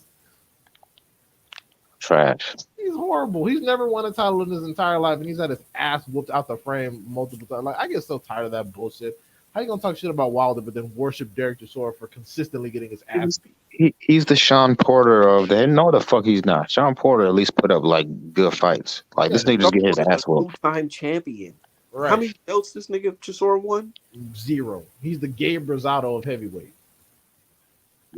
Disrespectful. Yeah, if I was Sean Porter, I would have pressed charges. He's a dude. He's a dude you could get in there and whoop on, and with no risk if you just need some money. You just need some money real quick. Beat Derek Chisora ass. That's it. He's a fucking punching bag, and he's all here for it. He's pathetic. They're probably gonna feed him and Jared Anderson next, but if I was Jared Anderson, I'd want what's his name, Dubois or Dillian. Right. Or Joseph Parker. His bitch ass ain't doing nothing. Or fight Hergovich. Right. Clear Hergovich, since he's supposed to be the big bad after struggling with Big Bang Zang. Yeah, clear that motherfucker. This motherfucker was talking about I'm calling you out to spar. Nigga, what you need to spar for? Nigga, fight him for real. Wait, call him who out to spar? Jared Anderson. Who did he call out to spar? No, Flip Hergovich called out Jared Anderson to spar. Oh my God, bitch, nigga. Okay. Shut the fuck up, Philip. I don't nigga named Philip about to do anything. Shut up. Shut the stupid ass up. Go back to fucking Austria and eat whatever they eat. Fucking idiot. I think, yeah. AB should have got sacrificed to Boots. Nah, I wouldn't want to see that personally because I like AB. Yeah, I like. I want to see that. I don't want to. Yeah, I don't want to see him get bodied. That's the thing. AB doesn't deserve to be sacrificed because he's staying out of the way of championship shit. He's not entering title eliminators, holding up the rankings. So AB wants to be, he wants to do his thing, make his money on the side. That's whatever. Go do whatever you want, AB. Because like I said, he's a coward, but he's an honest coward. So that's fine. That fight is not beneficial. Is not beneficial for both parties. Right. Boots would get no credit. For Broner. Yeah. he would get no credit, and Broner would just get beat up for our entertainment, which is fucked up. Yeah, and it wouldn't be entertaining. Okay, maybe a little bit entertaining, but I'll be laughing. No, I like. It'll be hilarious. Watching AB get beat up. But AB is the type though. AB is the type not to let himself get destroyed. He would go in the corner and be like, "Hell no, I'm not fighting them. I'm not coming out there. No, it's over. It's over." Like AB would quit before it even got to the point where he would like be hospitalized. Right. Like AB not crazy. He has sense. Again, he's not like Ados, your boss in the league, where he just tried to do all that Spartan Warrior bullshit and got murked.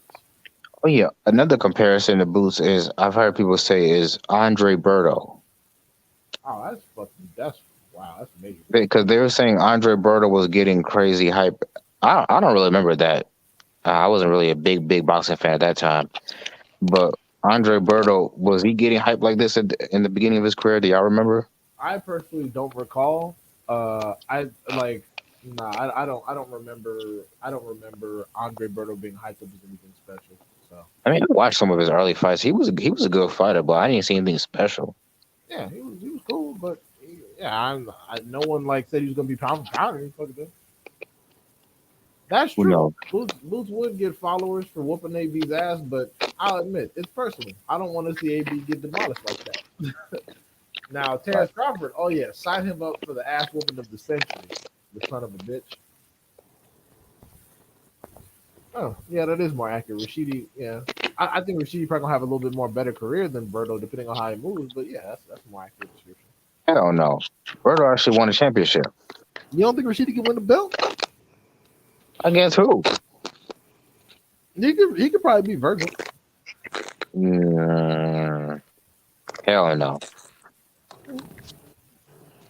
No, I don't see that at all. I think Virgil got too much for him, and Virgil not finna respect this nigga's power at all. He finna walk through that shit. You don't have to. I mean, but Virgil has been shown that he can be Look, outboxed. look, if Rashidi was like a great boxer, I would agree, but he's really not that great of a boxer either. Like he's okay. He's better than okay. I'm gonna disagree there.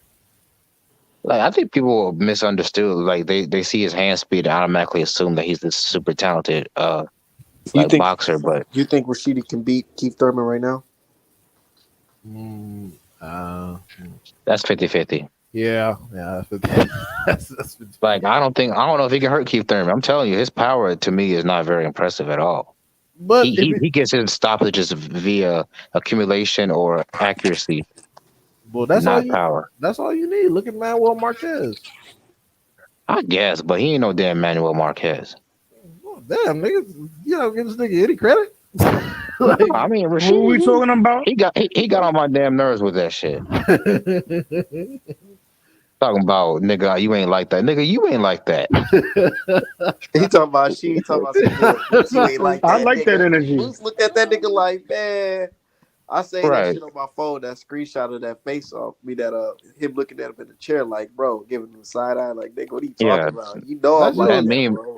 that meme gonna come in handy for a lot of situations. Hey, Let's just it's say like that. you said though, for real. Like when it's two niggas and they in front of the hoes and shit, and he like, yeah, I'll Hey, swear at you tell- right now, nigga. Hey man, tell Ain't him how nobody about them. You Man, I know, just got you a new only saying Benz that trunks 'cause the just hoes yesterday, around. man. Right. It's funny too because right after the news broke that he turned down the Boots contract, that first press conference was real awkward. Nigga didn't have much to say then. Right. He was sitting there the whole time quiet as a fucking church mouse. Like That motherfucker was overcompensating. You saw how he got all like I had never seen him get this loud before. Man, Me neither, hey, but I don't know too much about I him like to know it. if that's really his character or he really like that. word, Hey. yeah. I like it. It builds it up for bro. Yeah, it Who definitely needs a builds up rival? the fight, most Well, definitely. yeah. Well, you gonna have to show us. You gonna have to show me because I don't believe you. That's you need fair. more people. That's fair, but hey, man, he's 28. No, he's 29. I think about to be 30. So it's time to go for him. So hey, why don't you go ahead and try to get the future right there? You feel me? I think ideally that nigga probably wanted to go for a vacant belt opportunity, not have to go through Boots right now. But fuck it, you was talking shit. Now you got to Bro, see he him. know. I feel like he knows the landscape. He knew he's gonna have to go through Boots, man, to get one of those belts. Yeah. Yeah. Otherwise, why you sign with the PBC? Like, Yeah, Honestly, exactly. I You know think- they gonna you feel feature the me? PBC. Boots with the Showtime. I don't think- so you know. This might be controversial to y'all. I don't think this nigga could beat Cody Crowley. What? Oh, okay, all right. You Yeah. crazy? I'm- Have you seen him I'm- fight? Nah, Yes, I've seen Cody fight. You Cody doing is a too dog. much. No, Rashidi. Have you seen Rashidi fight? You doing Bro, too Rashidi, much. look, Rashidi is a finesse. Rashidi is a finesse fighter. I've seen niggas like him before. When you put in a finesse nigga like him in a ring with a Cody Crowley, them tough Bro, dog type stop. motherfuckers, Tough. The they niggas, take the niggas Tough. look at him. Cody That's can't bullshit. punch. Rashidi can't punch. Okay, Bro, hold on. Let me ask you a question. Let me ask you a Alexis question. Roca would knock Cody the fuck That's what I was out. gonna ask. I was gonna say, Alexis would Rocha not. beat Cody Crowley, and Rashidi Beat the shit out of him. stopped Alexis. We don't know Rocha that. out. Yeah, we do, bro. I Hey, man. Dude, Armadillo was literal trash. He was in there being super competitive with Cody Crowley. I'm gonna tell you right now. I'm gonna tell you right now. Cody Crowley would be the toughest fight in Rashidi's career.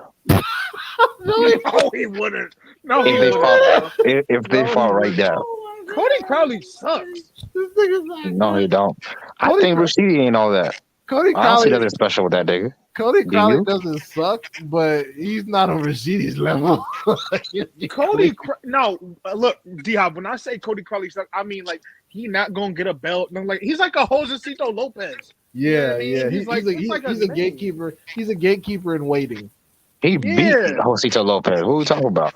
That Jose nigga had like Aldo, he's 11 38. losses. Like, And come on. he beat whatever his name is, Armadillo. Armadillo again. A nigga nobody was checking for. Nobody gave a fuck about Armadillo. Hey man, that nigga was the number one IBF mandatory for Spence. You a big Boots fan, right? Right. You should be bigging up Rashidi Ellis because if Ennis and Ellis fight, I'm gonna give Boots credit for that. I think that's a good win. Ennis Oh, will no. clear his I'm ass. gonna give him credit too, but to me, beating Cody Crowley, Rashidi Ellis, that's the same level to me.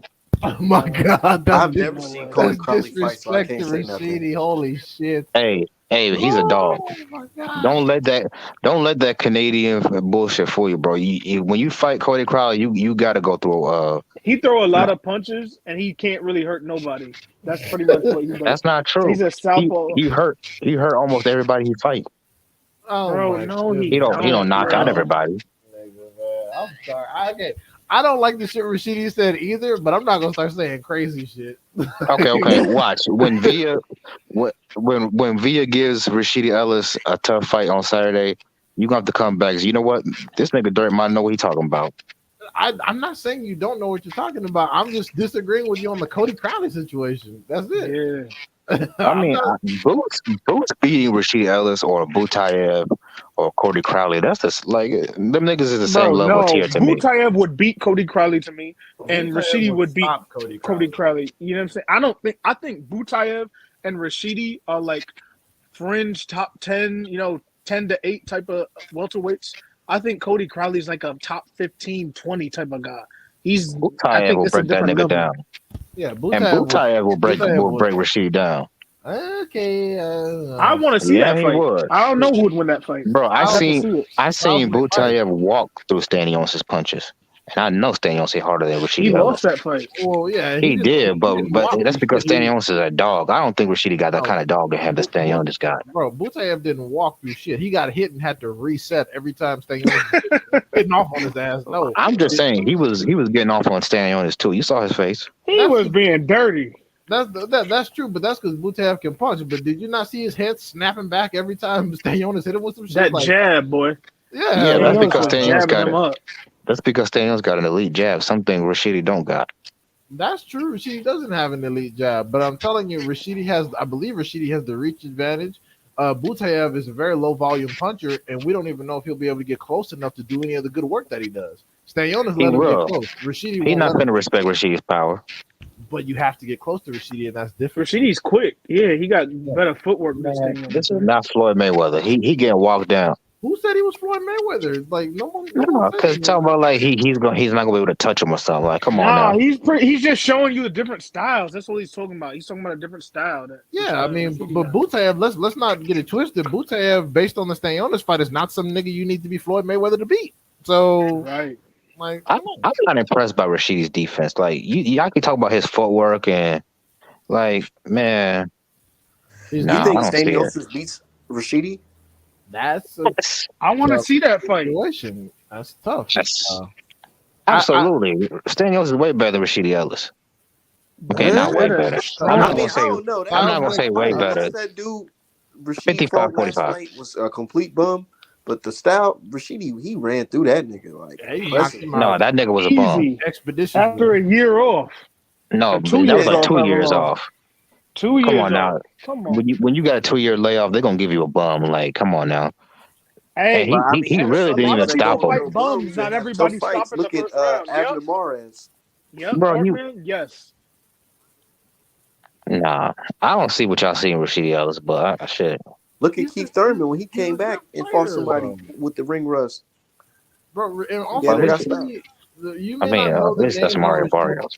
You may not know the names on Rashidi's resume, but some of these people have been like, 13-1, 19-1, 13-2, 25-3. Like some of these guys have like even like Eddie Gomez. Eddie Gomez was 23-3 when he fought Rashidi. Roca was undefeated, like one of Golden Boy's best. And he's about to go up against this motherfucker. So once he clears this dude, someone you saying is like on upset alert, you gotta give him some respect. Yeah, now when he clear this nigga, he gonna come back on the live. Like, I mean, that nigga, he ain't really showed up. Right, yeah. I know. Yeah, You know what? you Hey, can't do that. if he clear Villa, I'm gonna give him his respect. If he cleared, dude, you gotta say him versus Boots is competitive. Nah, I ain't Show gonna us go that picking damn far losers. now. Let's not No, start I'll tell tripping. you this. I'll tell you this. It will be the best opponent Boots has faced up to his grade, and that's not Boots' fault because people don't want to fight him. But I will give Boots the most credit for fighting and beating Ellis. You know what? versus That's funny. anybody else. Real shit. Every time niggas saying that this is the best opponent Boots has fought, he just end up watching these niggas. So Yup. we'll see. That's why I keep saying it. Just like with Castillo Clay, and everyone's like, "Oh, this is motherfuckers that swear they're boxing experts were like, oh, you see, man, this is gonna be different. See, he actually gonna go to distance with this one. Motherfucker got laid down immediately, and all of a sudden people can, oh, he just came to collect a check, did all that bullshit. Like, nah, motherfucker, no. All I know is, bro, for that fight with Rashidi Ellis, bro, and Boots, bring a body bag. Oh yeah, I think That's all I'm gonna say. I think he's gonna knock the fuck out. I think it's gonna be late, but I think he's gonna stop him.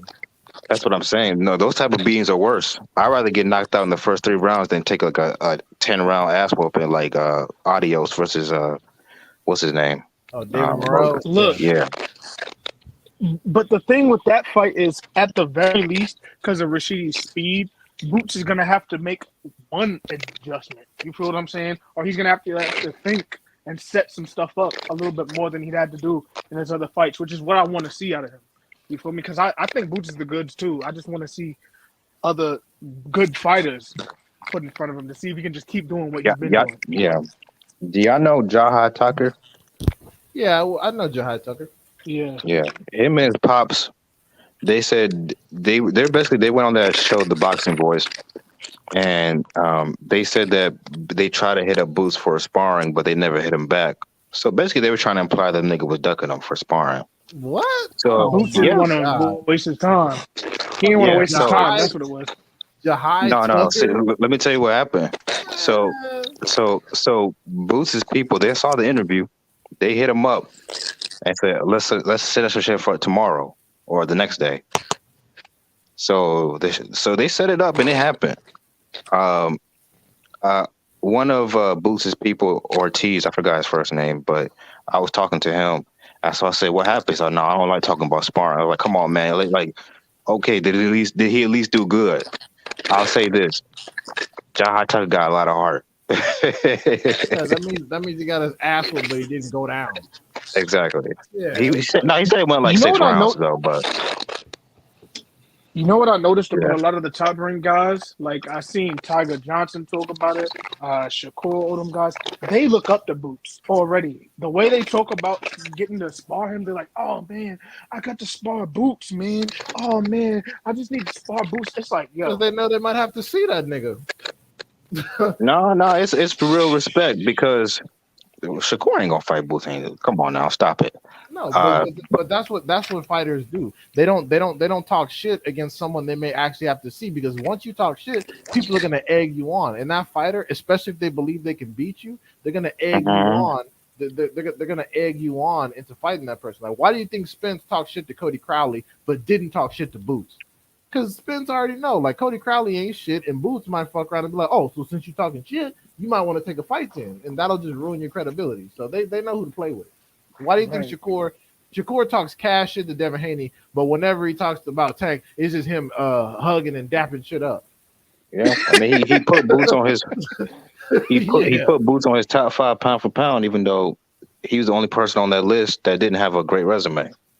So that should tell you. And Right. he's smart. Yeah, Brian Norman. Shakur even said when he was sparring Boots, he even said, "Yeah, I know Boots wasn't loading up on me." Like, yeah, because it'll take you the fuck up out of here. You ruin your little career. Yo, D Hive, you know how you said Boots was 145? Yeah. Somebody said Boots was off balance at the weigh in, So No, he wasn't. insinuating that he was drained. he made weight. It doesn't fucking matter. Talk all No, that. he wasn't because I seen it. They when him and Karen got on that little whatever that stand, they both almost like fell over because I guess this bouncing all. Not I don't think it's because they drained it because they both almost fell over and it didn't look because they were drained. It's because it's probably just awkward. Man, I don't give a damn. Fucking Virgil Ortiz Jr. nearly died off of a weigh-in, and people said, "Oh, it wasn't because of weight issues." Like, get the fuck out of here, man. Shit, maybe it is. Who knows? We'll see if it makes any difference. Yeah, I doubt it. Exactly. People just talking shit. You 2 pounds underweight. Introducing Quran Boots Ennis. Oh, they're talking about that when he has to step off the weight thing real fast. Yeah. Yeah, he looks fine. You don't look drained to me. Already 145.5 pounds. Oh my God. 145? And he still looked big. Pause. I tell you, motherfuckers gonna learn the hard way. Spence, don't you move. Don't you fucking move, Spence. Got this damn Ukraine flag.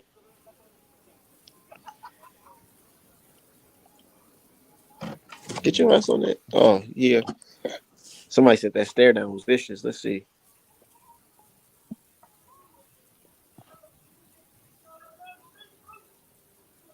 Man, how Deron Ennis got a bigger beard than the motherfuckers that are known for having beards. Oh, shit. This motherfucker just happy he gets to be in the U.S. a little bit. He gets to live a little bit better than he would be in the Ukraine, dodging grenades and shit. He's just happy he's gonna be on prime time. You don't have to be scared to get your ass whipped. He's not scared. He don't look scared. He don't look scared, to be fair. Oh, shit. Yeah, that's what I'm saying. Oh, they don't even want to turn around. Nah. Boost does that with every opponent. Yeah. Dude don't want to turn around. That's what's up. Because what's his name? Cutty Clayton's bitch ass did. This is all in the show for him, man. This is a showcase for him to stay in the States and fight. He got to do what he got to do. He has nothing to lose. If he comes Yeah, to Boost ain't gonna break These the stare niggas down. still staring at each other, cuz what the fuck? Yeah, he's trying to show heart for his people back home. Like, look, mama, I did not back down from him. No, I Right. respect that shit. I respect it. I hope he do got heart because I'm trying to see some rounds because I'm not trying to see no damn first round knockout. So smoke this nigga, cuz get this motherfucker up out of here ASAP. Ding ding ding, sleep. Yeah, that Okay. shit's real. Them Okay. niggas, hey, he shook that nigga head like, yeah, okay. I like that shit. You got heart. Get this fucking weenie hut. Hey, man. Hey, D Hop. One thing about Ukrainian fight, just like I be saying, a lot of UK niggas don't got heart. I can't say that about Ukrainian fighters. Lomachenko ain't got no heart, nigga. Fuck that. Lomachenko ain't got no heart, and Usyk probably ain't got no heart either. His heart has not been tested. Oh no, hell no, that's cap. You can't go from cruiserweight to heavyweight and not have heart. You went with a monster like AJ because AJ was What? Oh, A no, monster like AJ. Get the fuck out of here. AJ Yo, was hurting his ass. when Andre Ward was a super middle or light heavyweight, he looked up at everybody. He said, "I'm gonna move up and I'm gonna fight AJ and get that heavyweight belt." He said they asked him about Wilder. He said, "Oh no, I know my limits. Trust me." Right. Everybody knew AJ was a mark, man. Everybody Right. knew it. Even AJ knew he was a mark. That's why he had a mental breakdown after Usyk beat his ass fucking twice because he realized everything that was really real about him was what he thought his worst fears had come true. Damn, I really am just marketing. Fuck. Right. Damn, I really am a bitch ass nigga. Yeah, you right, AJ. Exactly. That's why Terrence Crawford don't want to fight Spence because he's afraid of having that realization. Like, damn, I really was never the person that they made me out to be. I was always just waiting to lose to this nigga. Mm-hmm. Oh shit, him waiting longer ain't gonna help. The hideout. Look at Hector's eyes bucked in the motherfucker. He's like, oh my god, this is it. I hear people telling me I got one of my boys. He's a Gold Glove winner, and he's telling me that Hector's gonna give him a good fight. You're gonna get swept. It's gonna be just make sure y'all tune in. That's all I'm gonna say, man. Just tune in. And don't miss this beautiful show and this knockout, man. I'm ready to have some fun. I can't wait, man. Hey, 145. What happened with that? You cut a little extra. You didn't have to go that far. I mean, I woke up this morning and my scale said 46.6 or something like that. So I ate a little bit, drank a little bit, came here and it just said 45.8. So I was like, I told you just stay in the gym. You stay in the gym. That's why you look like that. yeah. And you see, I still got energy and everything. Like I'm smiling, having fun. Like it felt like I didn't lose no weight. Like I just felt normal the whole time. It was like a great camp. I had fun. I'm ready. Boots. Shit. I saw you All right, go well, on Toolbox. take him seriously now, Boots. Just Gary, hey, you say he says he eats whatever he wants. So like he's one of those people that's genetically can just lose weight or shed weight easily, and it's not But a how problem. long though? Well, I'm pretty sure he does not. He See say how that. long he could do that. He Not eats a good bacon diet. donuts. Yeah. I mean, I'm not saying he eats McDonald's every single damn day. That's just like But- that's just like when Floyd was always talking that shit to psych people out. He was always like, I hang out with girls all day. I eat pizza. Floyd don't eat none of that shit. No, Floyd was he definitely. he's a Nigga fucking got a liar. personal chef talking about Yeah. I eat pizza. Floyd will Yeah. go to the club and then run back home. Exactly. On foot. Floyd would pretend he's getting drunk with the hoes. People investigated this cup as fucking cranberry juice. Floyd was lying like a motherfucker. Floyd don't drink. He don't smoke. He don't eat pizza. He don't eat burgers. He don't eat none of that shit. Nigga It's knocking still- back protein shakes. Yeah, it still don't. He's not even a fighter no more. And he still don't eat that shit. Hey man, that's why he is who he is. A lot of people don't have that kind of discipline. Exactly. So Boots monkey shining. He lying. He talking about I eat whatever I want. No, you don't, nigga. No, you don't. So y'all Floyd- want Earl next for Boots? Yeah, if Floyd had Boots' body, he would be the GOAT for real, and it wouldn't be a discussion. Like Floyd was Boots at 135. 130, No, but I'm you feel me? saying, yeah, but I'm saying if he had Boots' athleticism, Oh my god. even though Floyd was a great athlete, a freak athlete of his own at 135, but I'm saying if he had Boots' athleticism and power in both hands, he'd probably be the GOAT. He did at 135. I'm telling you. Well, Boots, why this is is Boots' first division. yeah? I Why don't know if I don't know if he's as powerful as Boots is at 147 as he was at 135. Well, no, because he hurt his fucking hands and he's a little nigga. Like he's a little ass dude. Like I mean, you can only hit so hard. But the thing is, I don't too, know. though, with Boots, you gotta wait till he fights the best competition to see that right now. I mean, Floyd True. was doing the same thing at 135 with the Diego Corrales and all these other people too. You mean the top guys? Facts. Once Boots does that, then I could be like, yo, his power, he's up there with like, the Wilders and the Tanks and stuff like that. You feel me? Oh yeah, no, I don't think skill wise Boots is ever gonna be as good as Floyd. Oh, But I'm I saying- disagree. No, well, time will tell, but I don't think so. But Boots is definitely a better athlete than Floyd. Like Yeah, whenever the reflexes, power, speed, that type of shit, and on top with the skills to go with it. Floyd wouldn't have fought this nigga at the end of his career. Like you saw how I think it's Floyd pretty fought. comparable, bro. I'm gonna keep it a Yeah. buck. You're just thinking Yeah. about what you're thinking is the size difference, and I understand what you're saying, but I'm saying relative to their competition and the divisions they were in, I think Floyd and Boots are probably similar athletically. I don't see that much of a difference. Well, Boots is probably the biggest dude in his division. At the same time, he's probably the second. Michael Fox is the biggest dude in that division. Okay. Well, in terms of niggas who actually matter, like the contender, I'm just saying, like Michael Fox is a fringe. Jesus Christ! He a journeyman, man. I'm just This saying. nigga is cold, man. He has Cody like- Crowley gets all the credit in the world. Michael Right, Fox is a bum. This nigga's crazy. What would probably be the shit out of Michael Fox? Oh my! I'm dead serious. You gotta chill. Hey, man. get this nigga out of here! Hey, I like Michael Fox. I actually met that Oh nigga. my Him and his brother.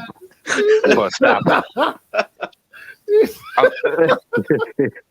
Holy shit! He said niggas that actually matter. Oh my god! And then Hey. he said Cody Hey, Crowley niggas, will how we beat his rolling ass. today? This nigga's insane. But I'm Oh, saying, like, in shit. terms of like niggas who are like contenders and champions, Boots is probably the biggest one, right? Yeah. Nah, Cody So- Crowley. Nah, stop it. Cody Crowley's a So- fucking monster, bro. Sleep So let me get this right. You the biggest nigga in your division, technically, you probably got the most speed in your division outside of Rashidi Ellis. You either first or second, Right. and then you probably hit the hardest in your division. That's facts. He's definitely the hardest puncher at welterweight. Right? Yeah, Okay. you and Bud got the most reach. I don't think anybody, again, Michael Fox don't count. So you got the most reach. Oh fuck. Yeah, bro. Like how many? When did Floyd ever have that many physical advantages over At anybody? 130 in his or division? 135, he wasn't the tallest, but he had the most reach. He had the most power. He had the most speed. I mean, bro. Well, I don't know. He had more speed than well, that was at 140, but Zab Judah. Yeah, I'm talking about 130. I'm not talking about when he moved Okay. up. I'm talking about his first division. Yeah. Okay, fair enough. Well, either way, that's a great guy to compare him to. Yeah, 130 to 135. Floyd himself was a fucking cheat code. Couldn't nobody do half the shit he was able to do. It's basically a bigger version of Pretty Boy Floyd, if you think about it. That's exactly what I say. Like whenever people talk about who's the closest to Floyd, I don't think Haney, I don't think Shakur, I don't think Tank, I think Boots. And it's primarily because Boots is literally Haney, Shakur, and Tank in one guy. I think Pretty Boy Floyd is a good comparison. And then when he goes up in weight, and fights these bigger guys, or at least close to his size, he's gonna start boxing like Floyd was. I mean, I think his power's gonna travel though. Don't get me wrong, but yeah, if his power travels, he ain't gonna box shit. He gonna keep beating on niggas.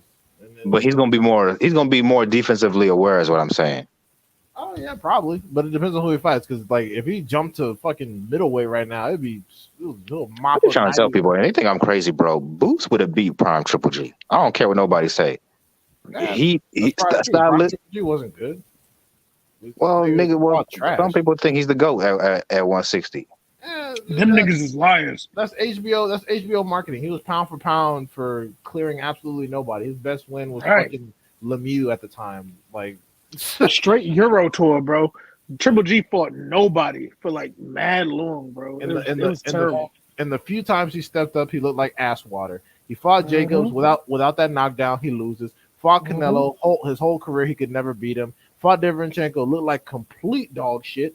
And now lucky he was being ducked, but I do think it was interesting that Canelo only decided to fight him once he looked human against Danny Jacobs. Right, and people keep talking about he was ducked. Look at the niggas he was ducked by. Talking about Miguel Cotto, a guy who was already thoroughly washed up multiple divisions. And keep in mind, Miguel Cotto fought Pacquiao and Canelo. So they're trying to say that he ducked Triple G. And he got cheated on by Margarito. Like, they're trying to kill Miguel Cotto. Right. Triple G called out Floyd Mayweather, and he said he'd go to 154. Andre Ward called him out to just go up one division. And he was like, nah, I don't want to do that. No, so I don't want to hear nothing about Triple G. Do that. Yeah, Triple G, yeah. Niggas who come up from 130, oh, you real bucked in, but someone actually your size calls you out to move up 8 fucking pounds, and you said you fight anybody from 154 to 168. It doesn't make any sense. Like, man, shut the fuck up, then. Straight hype job. Yeah, I mean, listen, he's a good fighter or whatever, but nothing more than that. Let's just be real. You feel me? Marvin Hagler would have dog walked him. Good boxer, but my thing is too. When we're rating his boxing skill, if he didn't have that power, does his career stay the same? I say no. No. The power was the equalizer. Well, he did have good skills. You can't just go that far in the sport and just only have power unless you got crazy power. I'm not saying he's look at his era. I'm not saying he's not skilled, but when I'm assessing raw boxing skills, I'm thinking, would these people still win the same fights in the same fashion without the power? And the answer to that is no. A lot of fights that Triple G has been in, if the power wasn't there, they'd be far more competitive. He would not win with these. Like even the fucking like dudes like Lemieux. Okay, sure, maybe you can keep him off with the fucking jab, but dudes like Jacobs, for example, or Derevyanchenko, without that power to stop them from coming forward, no, he doesn't win those fights. Yeah, true. Yeah, so I mean, he's cool and whatever. Yeah, these niggas on my fucking timeline talking about some. He looks strained. Okay, then get Crawford to fight him then, since he's so weak. Oh no, Crawford shouldn't fight him. Okay, then shut the fuck up. Tired of these dudes. There's only one dude that should fight him, man. The second best welterweight in the world, according to them, Errol Spence. Everybody else, you know what I'm saying? Like, nah, Boots is ducking him, da da da. But Earl, he got to fight him. Yeah, but Crawford deserves to. If somehow Crawford deserves a permanent paid vacation from boxing. He's earned the right to fight whoever after an illustrious career of beating all the top names. Like Jesus fucking Christ. That's just like after Canelo took an L to Floyd, they were like he deserves to fight whoever. How? He took a fucking Oh my L. What the God. fuck is you talking about? They're talking about now. They said, "Oh, he's coming off an injury. He deserves to fight a tune-up." The 40-year-old Triple G wasn't a tune-up. Why am I Right. buzzing? Like, yo, like, what are we talking about? So he gets to fight John Ryder because he got an injury, bro. Earl's Hey, coming off a car accident, and y'all asking him to fight Boots. Like, hey, let's hold everybody to the same standard. hey, this is Rashidi. This is Rashidi when he was talking about I need more money. This nigga's scared. Ain't nobody scared, man. I just told you I had a DJ setting. Fuck that. Yep, exactly. Because why you need more money and you're coming off of 2 years of inactivity in one fight? You haven't done anything at welterweight, and this is your first time since you've been back. You actually at welterweight. So yeah, I ain't nobody trying to hear that shit out of Rashidi acting like you deserve something. Oh, ain't nobody trying to hear all that. Nah, yeah. Let me not hate on Rashid. I'm gonna give him a credit. Like I say, if he washes, what's the name, Via, I'm gonna give him credit because Oh, to me I that's a mean, dangerous fight. yeah, and you cool and everything, but that shit about Cody Crowley was absolutely insane. I really truly believe that, bro. No, I feel fucking like way. I've seen a lot of talented skilled dudes get in the ring with like tough, rugged motherfuckers, and they fold because they can't handle the pressure. Like that So who is same Cody pressure. Crowley beating? That Coco Rolito, whatever that motherfucker's name is, Armadillo. Armadillo. I can't even say. Nigga was in there struggling, like mightily struggling. Both fucking was in there leaking and looking crazy. Don't get me wrong, he whooped his ass, but again, Armadillo was who? But Famous I'm for saying what? Cody, because let's be real, Rashidi ain't knocking out Cody Crowley. He might. No, he not. Cody Crowley, one of them dudes that got a chin. Like if there's anybody that Boots would go a lot of rounds with, Stop. it would be There a is dude no like way you're about to say this. yes. I have to I'm cut dead you off. serious, bro. Stop. This man got a chin. No, dude, Cody Crowley wouldn't see the fifth with Boost, bro. That's the bullshit. If you want to see Boots go rounds, put him in there with Butayev, bro. Thank He's you. tough. That's much He'll better. get beat on for a while, man. Or That's Stanionis. yeah. Yeah, but bro, like, nah. I feel like Cody's on that level of toughness. Is he as good as them two niggas? No. What the fuck But- has Cody Crowley showed you to where you think this nigga bulletproof? Apparently, what the No. fuck is going on? Hey man, Cody a dog, man. Oh Fuck my Cody. god! I got to check this Cody Crowley nigga out. Oh, our man, they're bullshitting right now. He said this nigga's a dog. No, bro.